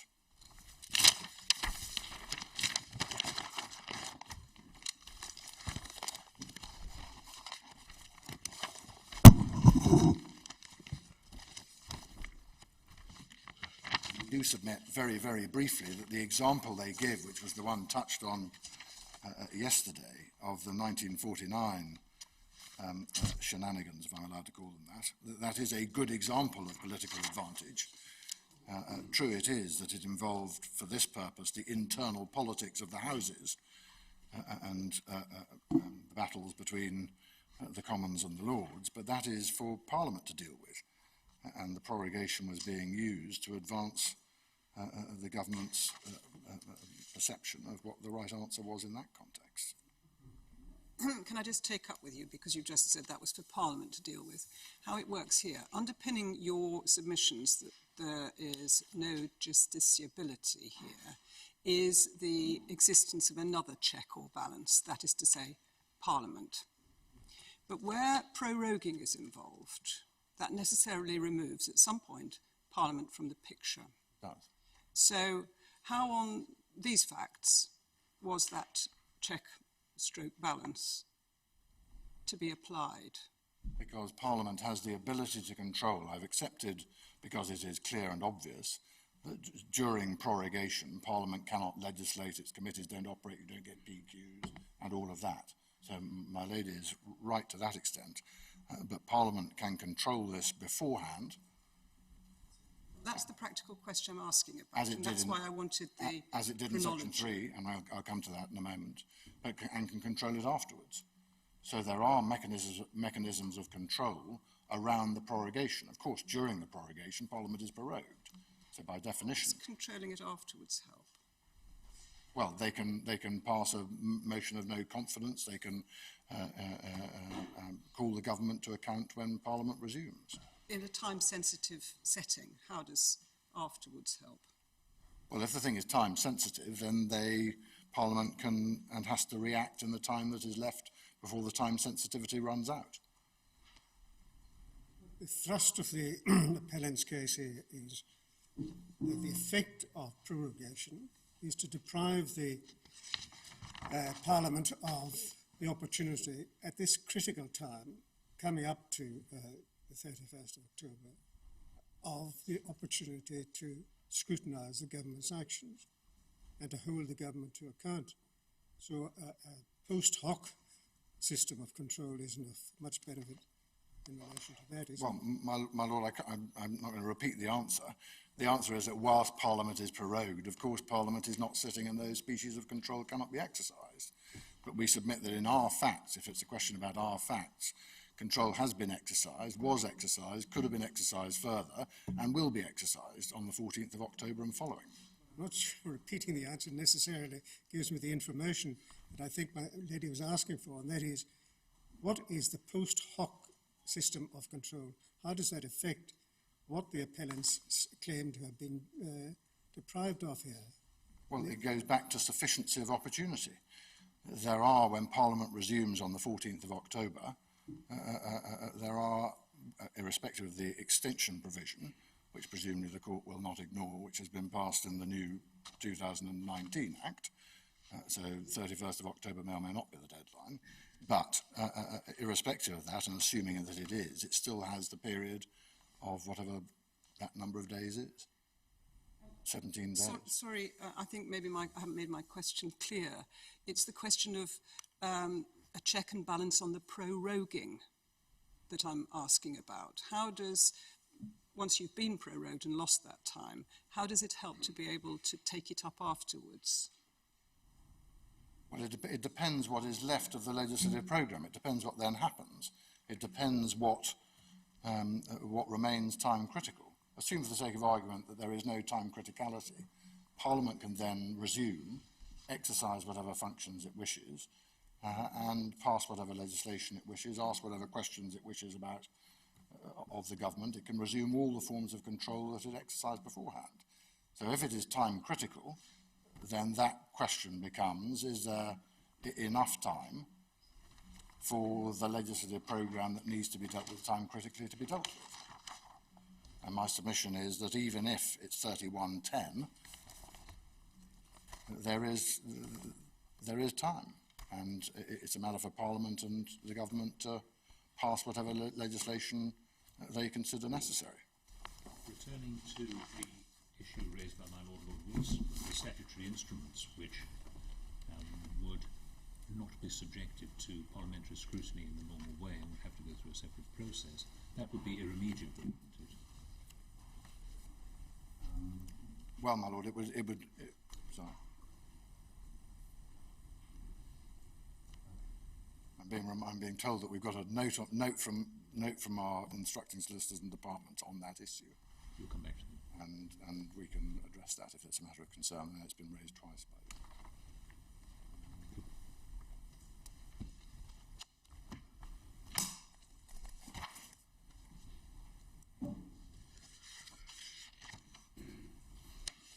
Could I ask a slightly different question while there's a pause? Suppose that the government does give reasons for the prorogation, and suppose it is said that because of some incident there needs to be a pause, but then seeks and obtains a prorogation which is much longer than that, so that it could be said that there's no rational connection between the end which was stated to be the purpose. Are you saying that the courts would have no role in that situation? My lady, I am. I am, because that is in essence testing the sufficiency of the period. Well, it's put at a very low test where there's no rational connection. Yeah. I am. I mean, you understand, our case is that this is political territory. This is not, for all the reasons I've given, about judging the sufficiency and how you judge the sufficiency of opportunity or the length. This is not territory in which there are appropriate and proper legal standards. Even though the government has specified the purpose? Even though, because they will specify reasons, no doubt, for political reasons. And that is the form in which they are to be judged and in which they are to be controlled. I mean, it comes in essence to the case that my learned friend Lord Panning eventually ran in answer to Lady Black's question, which is it's got to be the shortest possible time or no more than is reasonably necessary for the purpose, as he asserted it, of closing one's parliamentary session and opening another, or the objective of doing a Queen's speech.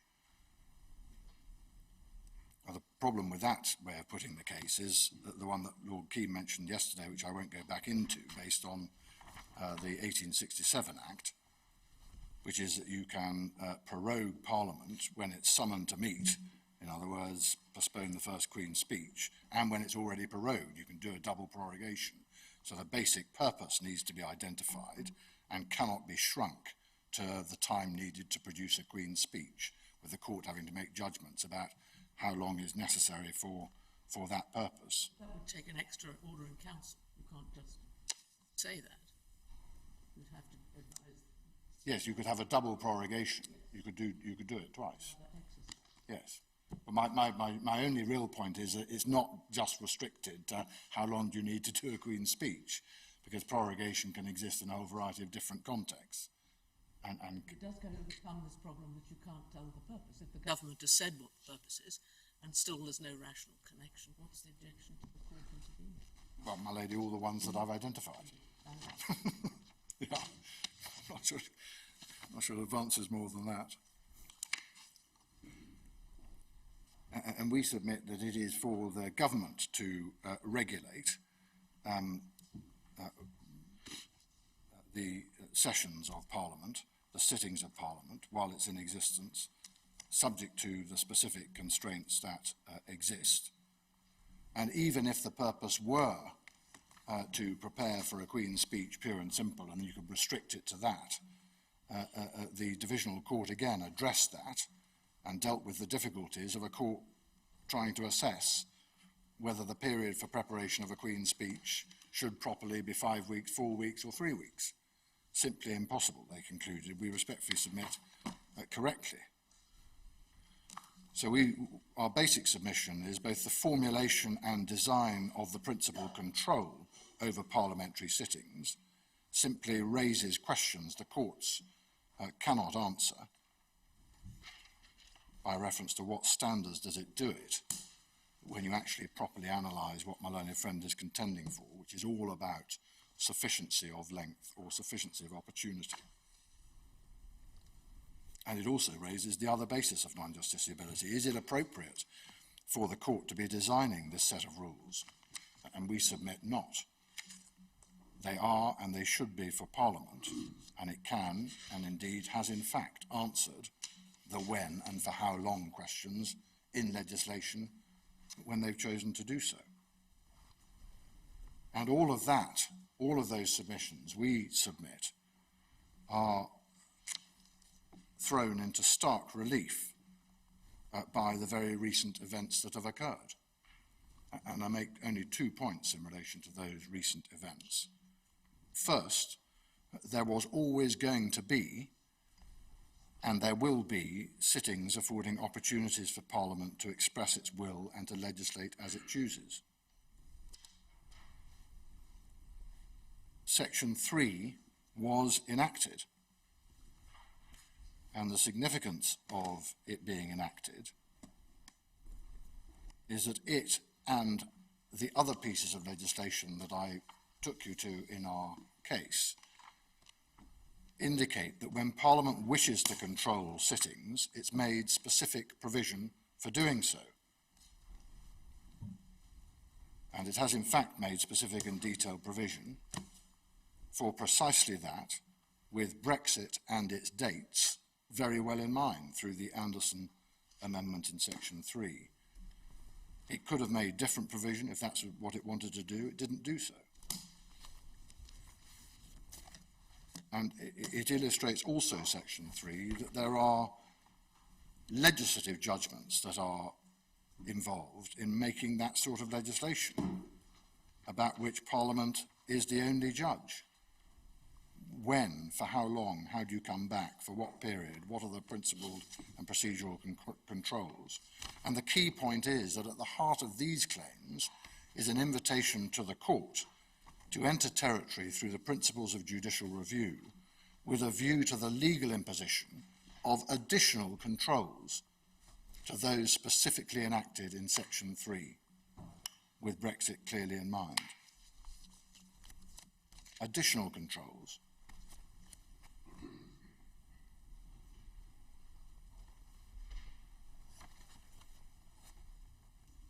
Secondly, the centrepiece of the claim was, and I think remains, despite the attempt to broaden it out, the contention that prorogation was intended to have and has had the effect of depriving Parliament of an or a sufficient ability to legislate specifically in relation to what were perceived to be the consequences of a no-deal Brexit on the 31st.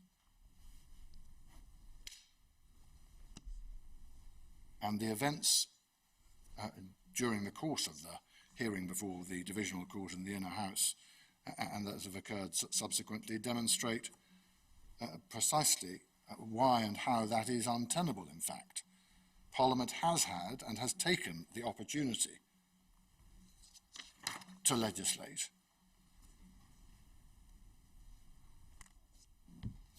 It has done so in the new Act, and so there are now primary legislative controls over exit with a deal, 2018 Act, exit without a deal, extension, and all of that is covered by primary legislation. So Parliament has legislated for all of those things. And if it's said that more time is going to be needed, i.e. beyond the period up to 9th of September and before 14th of October, 2 questions arise, and they're the same basic 2 questions. How is the court to determine that question? How much more time should Parliament have been afforded? And how is it appropriate for the court to do so when Parliament has legislated, as it has in Section 3, so as to require, in effect, additional sittings to those specifically provided for in the primary legislation? And there could, of course, have been further legislative provision, even in the new 2019 Act. There could, even before you got there, have been before, in that week leading up to the prorogation on the 9th of September, there could, of course, have been a motion of no confidence. But if Parliament had wished, when it enacted the new Act, if I can call it that, to produce a provision requiring that Parliament should sit during the period of prorogation, they could have said so. No such provision was even in the bill. And it's no answer to that to say Queen's consent. Whether Queen's consent is actually needed for a bill is a matter for Parliament and the Speaker, and the courts cannot make any assumption that it would be needed.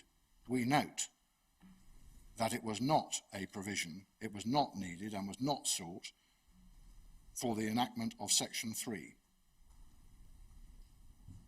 And nor can the court assume, if this was the implication or suggestion of Lord Pannick's submissions, that even if it had been needed, it would not have been sought or obtained.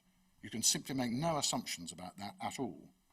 The fact of the matter is that Parliament had the opportunity, if it had wished to do so, to legislate not merely to control the undesirable, perceived undesirable consequences of a no-deal Brexit.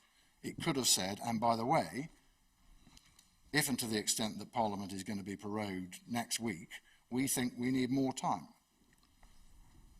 But it didn't do that.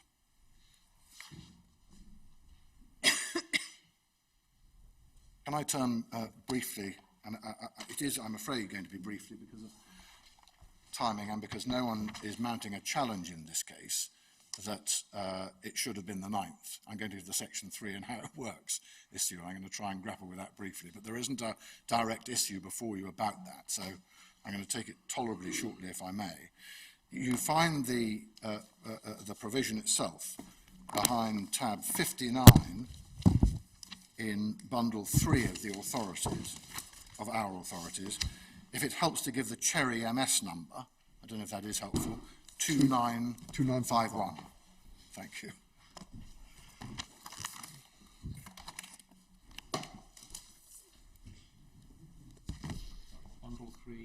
Bundle 3, tab 59, my lord. I don't think our bundle 3 is up to that. Oh, maybe bundle 4? I'm so sorry. Yes, sorry, it's bundle 4. I'm sorry. What was the Cherry number, please? 2951, my lady. It is.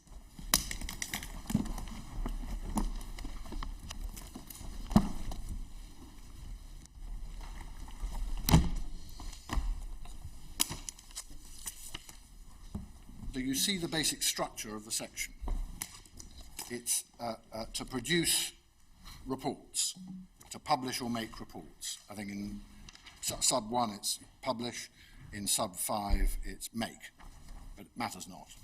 You've got to produce a report. The first one's got to be produced on the 4th of September, the second one's got to be produced on or before the 9th of October. That's sub 5. And the one that is produced on the 9th of October will be a report under subsection 1. Yes? So, go back to the rules that would apply to the first report, or did apply to the first report, produced on the 4th of September, and then 2 cuts in. The Secretary of State, or 2 and 3 together cut in. The Secretary of State must make arrangements for a copy to be laid on the same day it's published. That's 2A. And then motions moved in the Commons and the Lords, 2B and 2C. And those have to be moved in the relevant House, see sub 3, within a period of 5 calendar days, beginning with the end of the day on which the report is laid before Parliament. Right, so that's what happens in the ordinary scenario. But then 3.4 is the critical provision for present purposes. It specifically contemplates, as you see, the possibility that when such a report, either 4th of September or subsequent reports, because they're all Section 1 reports, when a report is published, Parliament will stand prorogued or adjourned. So it's making very specific provision for what happens when Parliament stands prorogued. Let's leave aside adjournment for simplicity. And in that set of circumstances, the bespoke rules that are set out in 4 apply. And the first obligation that then happens is that the Minister of the Crown can't comply with the obligations under 2 and 3. So this is specifically contemplating that as a result of the prorogation, despite having published the report under 1, there will not be an opportunity or the possibility of either laying or moving the motions.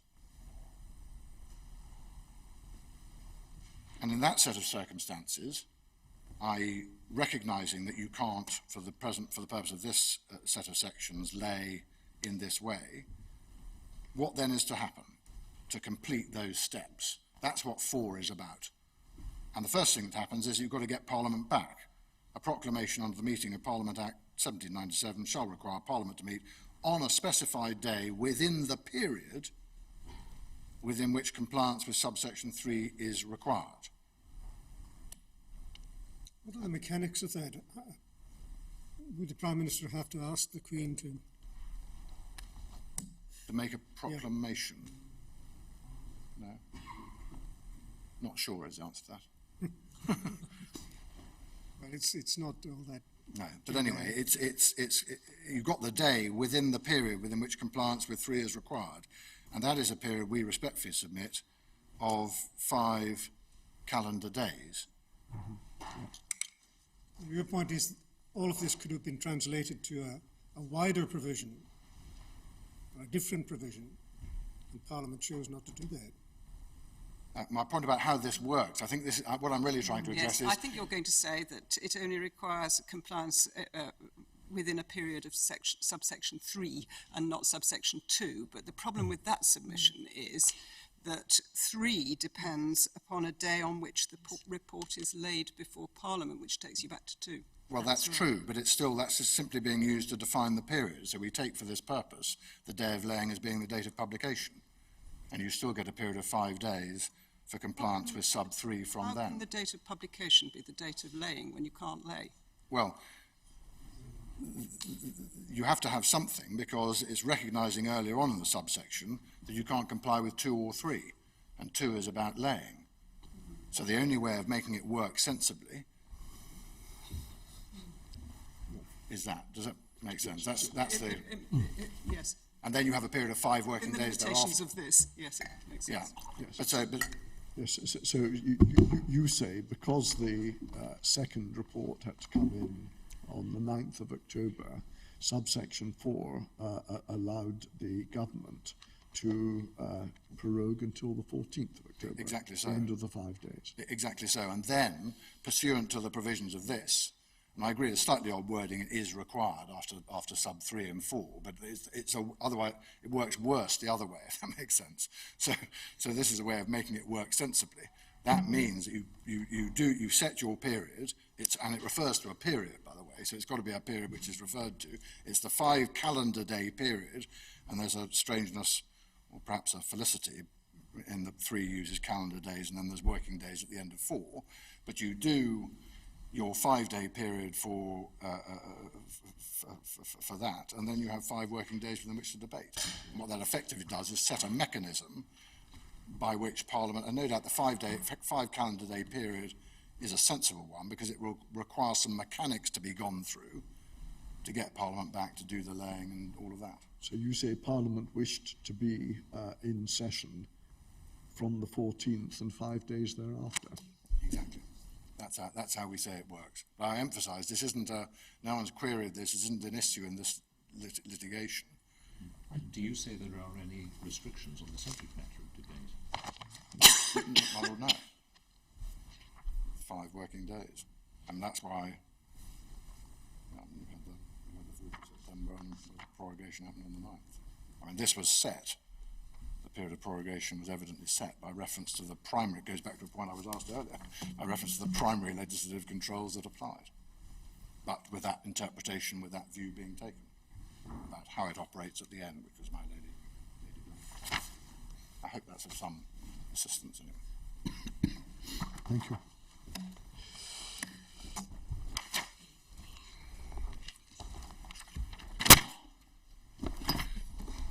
Ladies, my lords, the extended prorogation scenario, we've dealt with that. In other words, test the limits of it by reference to an indefinite or 1 year or whatever it may be. We are dealing, I emphasise here, with a 5-week prorogation. It isn't our position or anything remotely like it. And historically, there have been prorogations for prolonged periods, as you see. in extreme examples and not so extreme examples, there would be intense practical controls in any event over a longer prorogation, including specifically all the concerns about government needing money to govern and armed forces discipline and so on that we set out in our case at paragraph 92(3).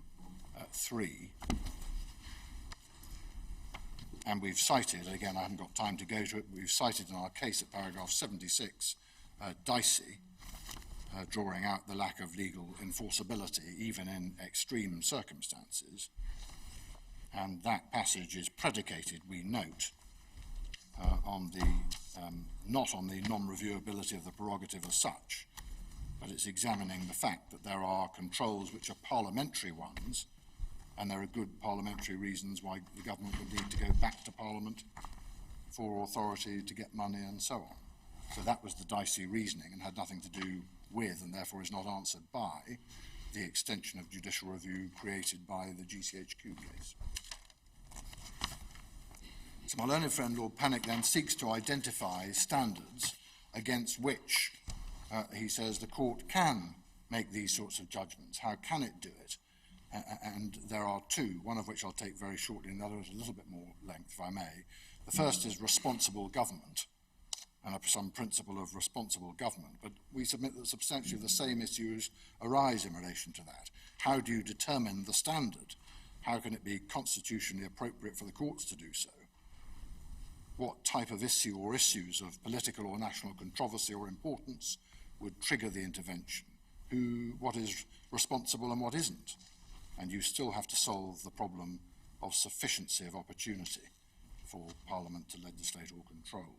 So we respectfully submit that responsible government does not provide any answer to the lack of manageable or judicial standards. It simply prompts the same questions in a different form. Parliamentary sovereignty, then, reliance on that, we submit, does not advance his case or provide an answer to non-justiciability. The difficulties in terms of justiciability already identified can't be sidestepped, the point I made earlier, simply by reciting parliamentary sovereignty. They have to be confronted. It has to be said that parliamentary sovereignty requires the courts to intervene, to design and then apply a principle which controls when Parliament must sit in circumstances when Parliament itself has not done so. See section 3 and see the lost opportunity, if you view it as such, in the 2019 Act. So parliamentary sovereignty, just as a phrase, provides no answer to the principled objections that have been advanced. For all the reasons that I've given, the courts can engage, for them to engage in the exercise that Lord Pannick seeks to invite you into, would have the twin difficulties of no standards and constitutional impropriety, we submit. And that is not answered by parliamentary sovereignty either, because the political or high policy line set in the case law is set by reference to the equally core constitutional principle and the much more applicable one, directly applicable one, which is the separation of powers.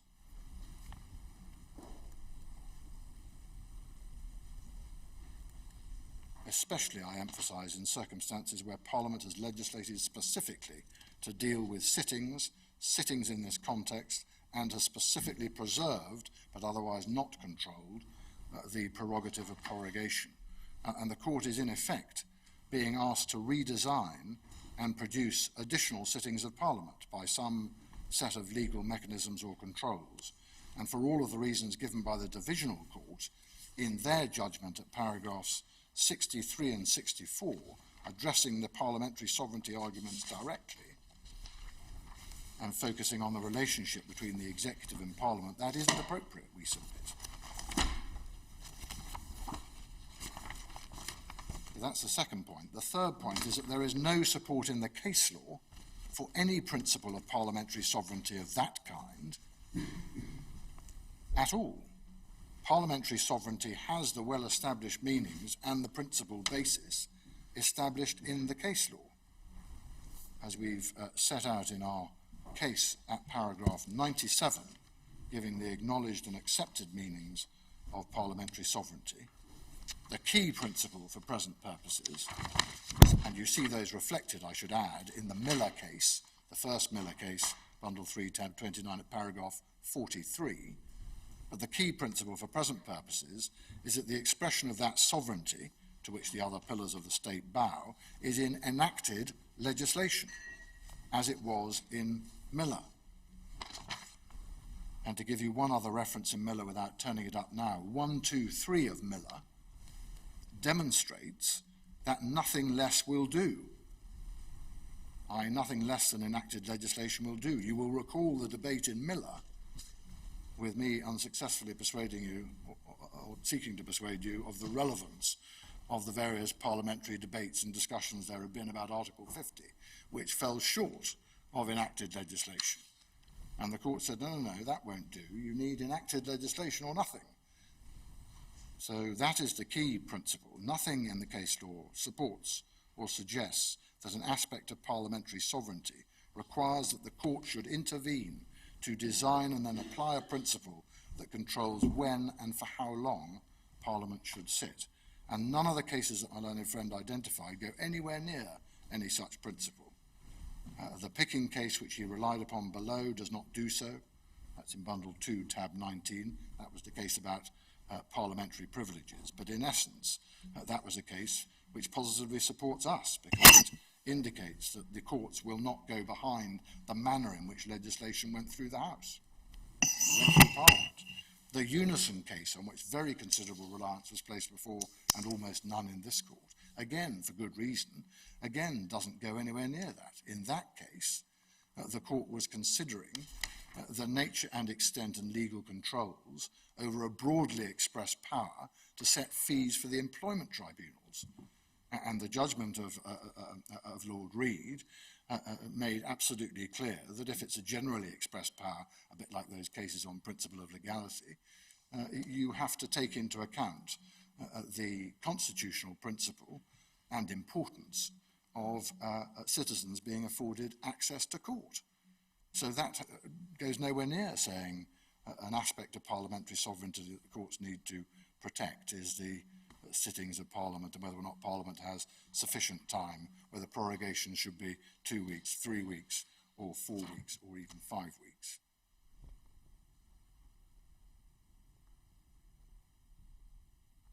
So that's what I wanted to say about all of that. I wanted to touch finally and briefly, if I may, on some of the factual matters that arise. And this is, if you will, under a heading lawful in any event.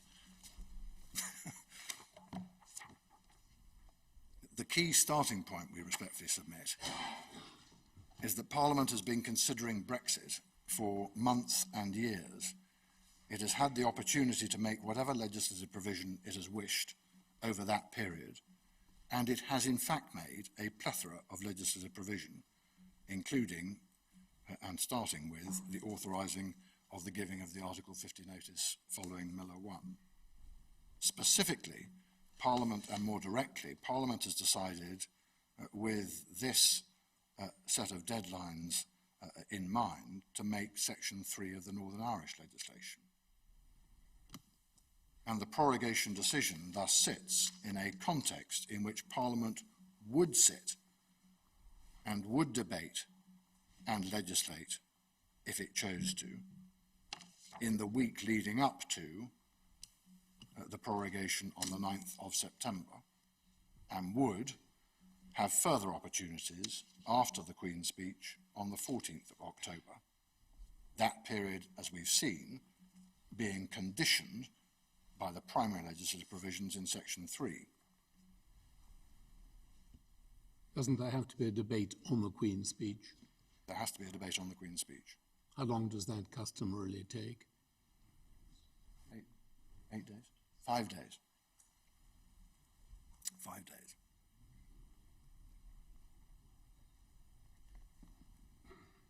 We saw from the debate yesterday, and I'm not going to go back to it, that few sitting days in fact have been lost by comparison with recess or adjournment.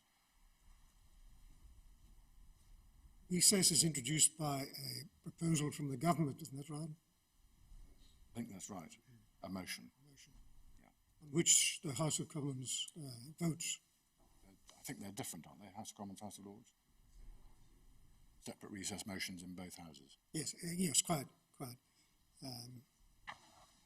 Is there any explanation as to why a recess wasn't contemplated here instead of prorogation? I think you need a prorogation on any view as a precursor to the Queen's speech.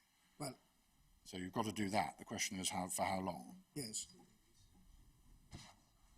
Yeah, well, you made those submissions yesterday. It would be impossible to have both, wouldn't it? I mean, there could have been a Certainly. recess for the party conferences. And that would have... You could. I mean, And in theory, you can have any combination of the two. You and need then a prorogation. conventional prorogation period Yeah, thereafter. you could in theory have a shorter prorogation period, a longer period of recess. But Of certainly, course, the historic. decision not to go for a recess combined with prorogation meant that Parliament was deprived of the opportunity to vote on whether it would go into recess over the party conference period or because of imminent events it would choose not to do so. Well, my submission is that it had plenty of opportunities to regulate its own sittings by legislation at all stages. That's not put by way of contention. I simply want to clarify the situation. Yeah. My Lord, just before leaving that, and without wishing to make a jury point against an eminent politician, one of the examples given of recess being taken into account for the purpose of determining the length of prorogation was when Sir John Major was Prime Minister. So you got that choice, certainly, but the idea that recess needed to be thought about was a relevant consideration and so on, that respectfully is a matter of political choice. In the memoranda to which Lord Keane took us yesterday, there isn't any discussion about the possibility of going into recess combined with prorogation. There isn't discussion of that. There is discussion of the party conference season. There is discussion Oh, of, the number of sitting days actually lost. There is discussion about facilitating the SNP party conference. There is discussion about the bills falling, and so on. So those choices are all available, in theory. But the first point I wanted to make on the facts, I'm not going to spend long on them, but the first thing I want to make, submission I wanted to make on the facts, is that it is plain from those underlying documents, both from the Nicky da Costa memo of the 15th of August, and in particular from what was said by the Prime Minister to the Cabinet, that there was real concern to ensure that Parliament had adequate opportunities, sufficient opportunities to debate these matters. They all recognised, and specifically recognised, that Parliament would have the chance to do, it may be said, precisely what it then did do, which is in the run-up to the 9th of September to debate and to legislate. Of course, in that period, there were lots of other options open to Parliament. A motion of no confidence could have been introduced. The legislative provision that was in fact made could have been added to so as to control the prorogation that by then had been announced. No such decision was made. No such decision was made to alter Section 3 and the requirements that it contained for Parliament to sit in the run-up to the 31st of October. None of that was done. But the suggestion ultimately that on the basis of those materials, those factual basic materials, the Prime Minister was concerned to stymie Parliament, whatever on earth that means, is, we respectfully submit, untenable. Of course it is true, as everyone has acknowledged, that if you prorogue, prorogation has the effects that I've identified. But all of this was done in the sure knowledge that Parliament would have all the opportunities it had to legislate, to control, to debate in the manner that it in fact did up to the 9th of September, specifically about Brexit and specifically about sittings if it so choose, and would have opportunities when it came back on the 14th of October.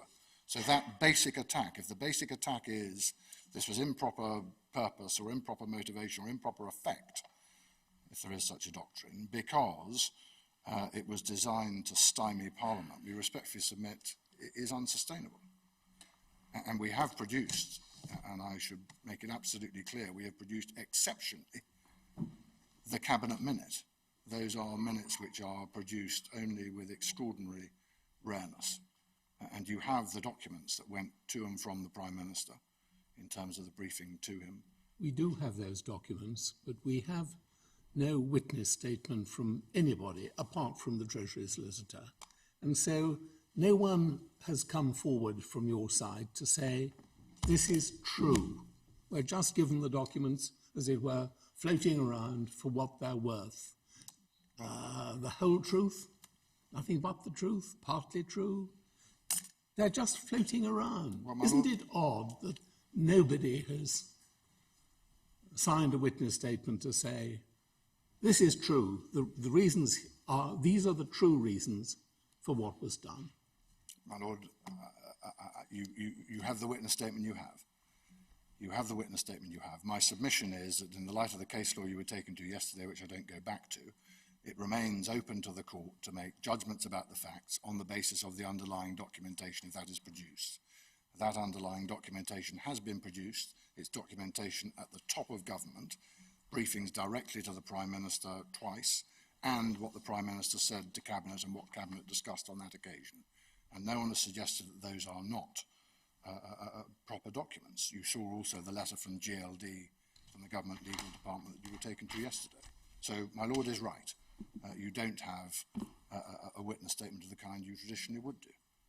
But there may be all sorts of reasons for that. How unusual is that? Because, most of the judicial review, you're dealing with decisions that are recorded, and you don't expect to have an affidavit from the leader of the council to say, yes, of course, that was what we were doing, because I don't know If it's clear, and equally, in some cases, what one has is a mere covering affidavit that says, here's the ministerial submission which had a tick on the it. suggestion here seems to be that the Prime Minister should personally have sworn an affidavit and then have been subject to cross-examination on it. I've never experienced that. I think Lord Panic said that was one alternative. Yes, The alternative was the Cabinet Secretary to make a statement. But what, would that be practical? And I'm genuinely concerned to know how this should be done if Lord Panic is right, because the idea that the Prime Minister would have to come back from Luxembourg in order to be cross-examined. I've never been involved in a judicial review, if I'm allowed to give evidence. I've never been involved in a judicial review in which the Minister who made the decision has actually given a witness statement. But would the Cabinet Secretary have been... Possibly. Civil servants often do. Yes, but And that can be in a variety of forms, including simply saying the reasons for the decision appear from, or here is the Minister... But would the Cabinet Secretary have been cross-examined on what the government's motives were? Well, my Lord, if any such application had been made, it would have been resisted like fury, but that mere possibility is a feature. It's just I think it is important that in the context of judicial review, one comes across these sort of issues about how the evidence should be dealt with. Yes. And it's not always straightforward. No, but my Lord, certainly in relation to the actual Minister or Secretary of State, it is undoubtedly not the practice. Indeed, my experience is it's uniformly not the practice that the Secretary of State would produce a witness statement of that kind. Setting for this discussion, I think, is that Lord Panic says, well, the appellants had made clear to the government what they conceived to be and alleged to be the true motives for the prorogation. The only answer that the government has given is to produce documents which predated the allegation, and it would have been entirely conventional and to be expected that a statement would be made in which it was averred that those documents contained the only reasons for the prorogation, and there's no explanation as to why that conventional course was not followed. Well, there isn't. But the answer is you have the documents that were produced, and the documents that were produced were at the height of government, as I've indicated, and you have the letter from GLD saying the search... The point that I'm making, Sir James, the essential point is that those were not in reaction to the case that was being made against them. They weren't, my Lord, but one needs to be a bit careful with that, because otherwise any claimant can turn up and make any allegation and then say, well, there we are, and now I'd like to cross-examine you about it. So, I mean, there are questions there, but the basic legal position is that the court can operate, and we respectfully invite them to operate, on the basis of the underlying documents that have been produced, particularly documents of that seniority, if I can describe them in that way. And if you do look at those documents, as we respectfully invite the court to do, certainly the suggestion that the Prime Minister was operating on the basis that Parliament was intended to be stymied is untenable. Both in the briefing to him and in his statements to Cabinet, he made it absolutely clear that he well understood that Parliament was going to have the opportunities that it in fact had. And indeed, if he'd tried to say that, knowing that Parliament was going to come back on the 3rd of September and do what it in fact did, it was entirely predictable. It was either going to be a motion of no confidence or it was going to be legislation. And so the idea that Parliament would be deprived of the opportunity to take whatever steps it wished in that run-up, including in relation to the sittings of Parliament, is just simply untenable. The second and final point I wanted to make on the facts, and then I will finish, is really by way of invitation. I haven't got time now, and I don't intend to go through the documents themselves, but we do respectfully invite the court to read, I'm sure the court will already have read, particularly the first Da Costa memo, which is the briefing to the Prime Minister, and that Cabinet minute. And from those documents, we respectfully submit that it does appear that there were a myriad of reasons for the length, which is truly what we're arguing about, of this prorogation. You may say, well, it hasn't covered recess versus prorogation, it hasn't covered the precise period and so on. But in truth and in fairness, reading those documents, the evident aim was tolerably clear, and it was that everyone, and particularly the Prime Minister, was concerned to get to a place where a Queen's speech was produced. They recognised that prorogation had the effects it was going to have. They fully recognised that the context would involve parliamentary opportunities to do what they in fact did. They recognised that some bills would fall, wash up would need to be considered, all those parliamentary matters would need to be considered. And in particular, the paragraph my Lord Keane took you to yesterday, paragraph 10 in the Da Costa memo, they recognised that the central planning assumption, I think as it was put, to get to the Queen's speech was incredibly tight anyway, and a period of 5 weeks was, as it were, the minimum that would be required to get there. Now, you can say, as Lord Kerr no doubt would say, well, what about recess? You could do recess and then they could do PQs and parliamentary committees and all the rest of it. But the fact of the matter is that there's a short period within which government intensively prepares, not merely for all the possibilities that Brexit throws up, but for the preparation and presentation of a full-blown new legislative agenda to deal with a whole raft of domestic governmental policies. And so the question you're in truth being asked is, can it be said that that was improper? We respectfully submit not, because the primary basis for that has gone, once you recognise that the Prime Minister fully appreciated Parliament would have the opportunity it had. But can you say that that was an irrational or improper judgment in relation to the length of it, or even in relation to whether it should be adjournment or recess, with all the business of Parliament dragging ministers and civil servants' attention off, or should it be a short period of prorogation of that description to prepare for the Queen's speech? How does the court answer that question? We respectfully submit it's impossible for it to do so. Could it be 5? Could it be 4? Could it be 3? Should it have been something else? No manageable or judicial standards, we respectfully submit, and not appropriate for the court to be in that territory. If Parliament wants to do it, it can do it, and it has done it. And that we respectfully submit as the answer to this appeal. So for those reasons, we do respectfully submit that the Divisional Court's judgment was entirely correct for all the reasons that they gave.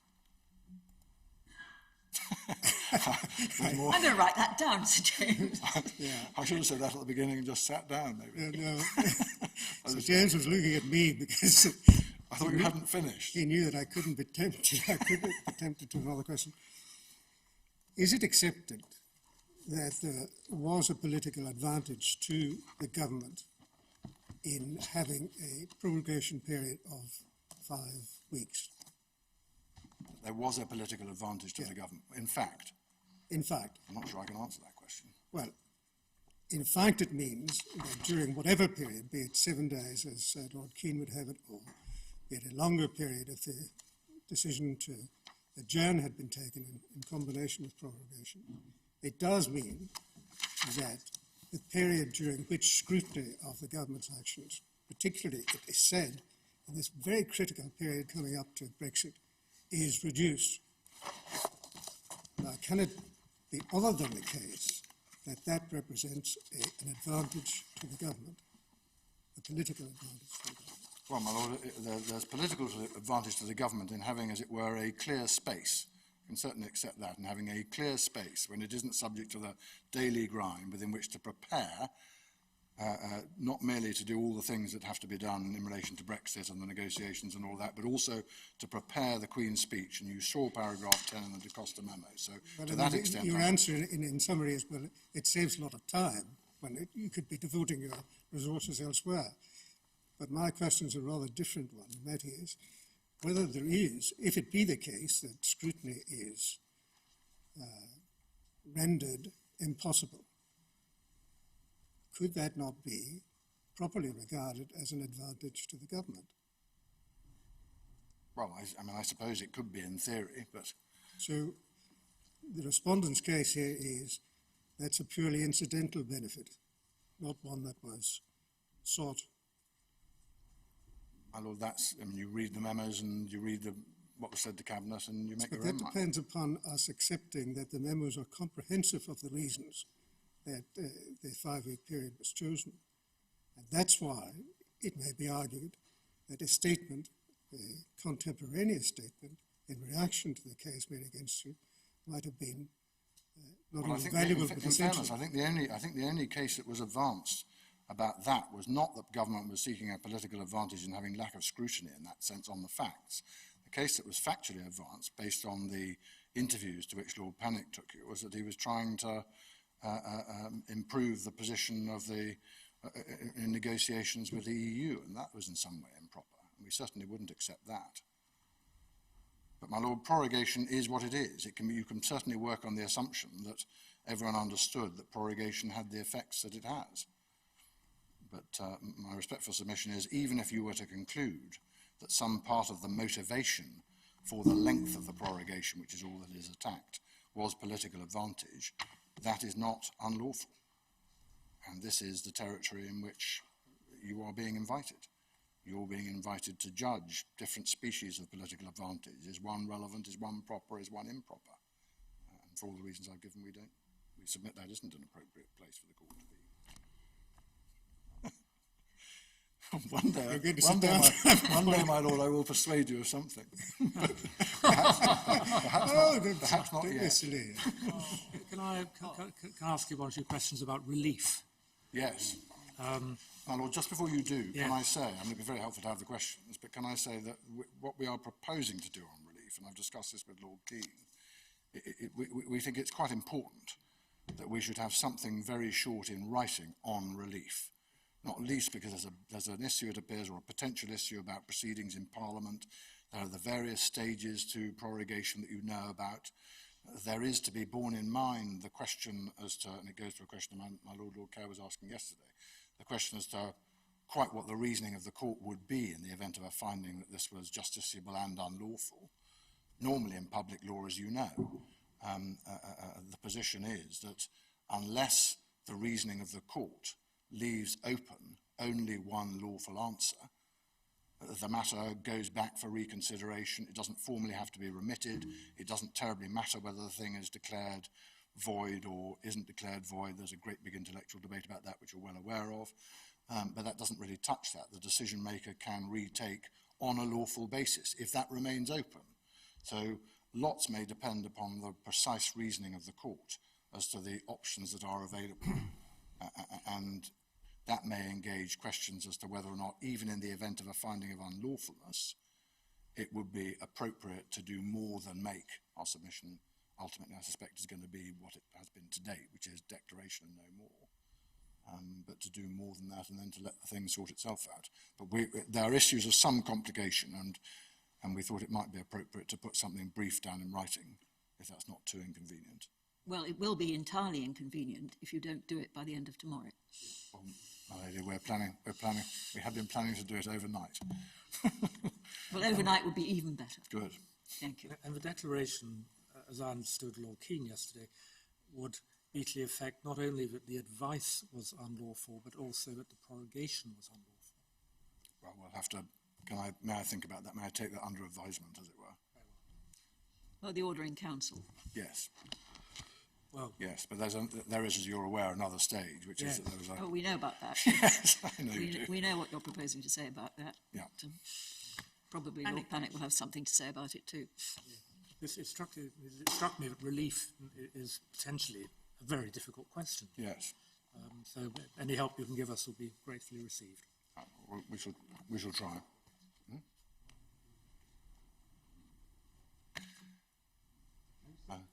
If I may, that Lord Panic did refer to Ahmed and Treasury and the prospective form of relief. Right. Well, we'll go back and look at that. Make sure that's covered. Those are my submissions on this, and I can seek to assist further. I think everybody's asked you what they wanted to ask you, Sir Goodness for James. that. Thank you very much indeed. Mr. Blundell? Well, it seems, Mr. O'Neill, do you want to have 5 minutes, or would you like us to adjourn and come back at 1 to 2? I'll take 2 minutes if I may, my lady. It's just a couple of thoughts immediately arising from what's just been discussed. But I will hope to start on the bulk of my submissions after lunch. But really, just a couple of observations. If relief is an incredibly difficult point, as Lord Beatrice said, then you'd think we might get some say in it as well. The idea that they will, in discussions amongst themselves, between Lord Keane and Sir James, produce what they think this court should do without any input from those. Well, you're entitled to make your input now, Mr. O'Neill. Well, I Nobody's have to see what it is they're going to say, but I will certainly have my input on that. I will be putting submissions on it, but I would like to see what it is they're going to say. Well, you're going to see that tomorrow morning. They've promised that. And it may be that you will want to put in some response to that, but you'll want to discuss that with Lord Panic in any event, because Lord Panic has a right of reply. Right. The other point, just thought to leave before lunch. So James said that, of course, if there had been any suggestion of anyone, a cabinet secretary, being brought for cross-examination, they would have resisted it utterly. We know why, of course, because this court will well remember the issues of the spy capture trial in Australia, where Sir Robert Armstrong, the then cabinet secretary, was called to defend the position of the government on grounds of national security that the spy capture book should not be published, and was subject to, I think, 9 days cross-examination by Malcolm Turnbull, who was subsequently became Prime Minister of Australia. And that is, of course, the place in which one first heard the phrase from the Cabinet Secretary of being economical with the truth. The second point I'd make is that Sir James tells us that he's never heard of the idea of a politician being called to give a witness statement.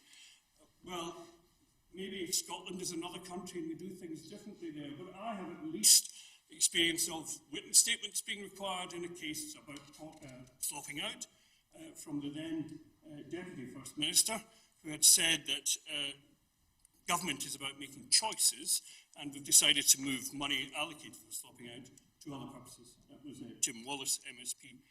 And in another case to do with public procurement, and the procurement of supplies of salt, which were arranged directly between the then First Minister, Alex Salmond, and Jim Ratcliffe, I think, of INEOS.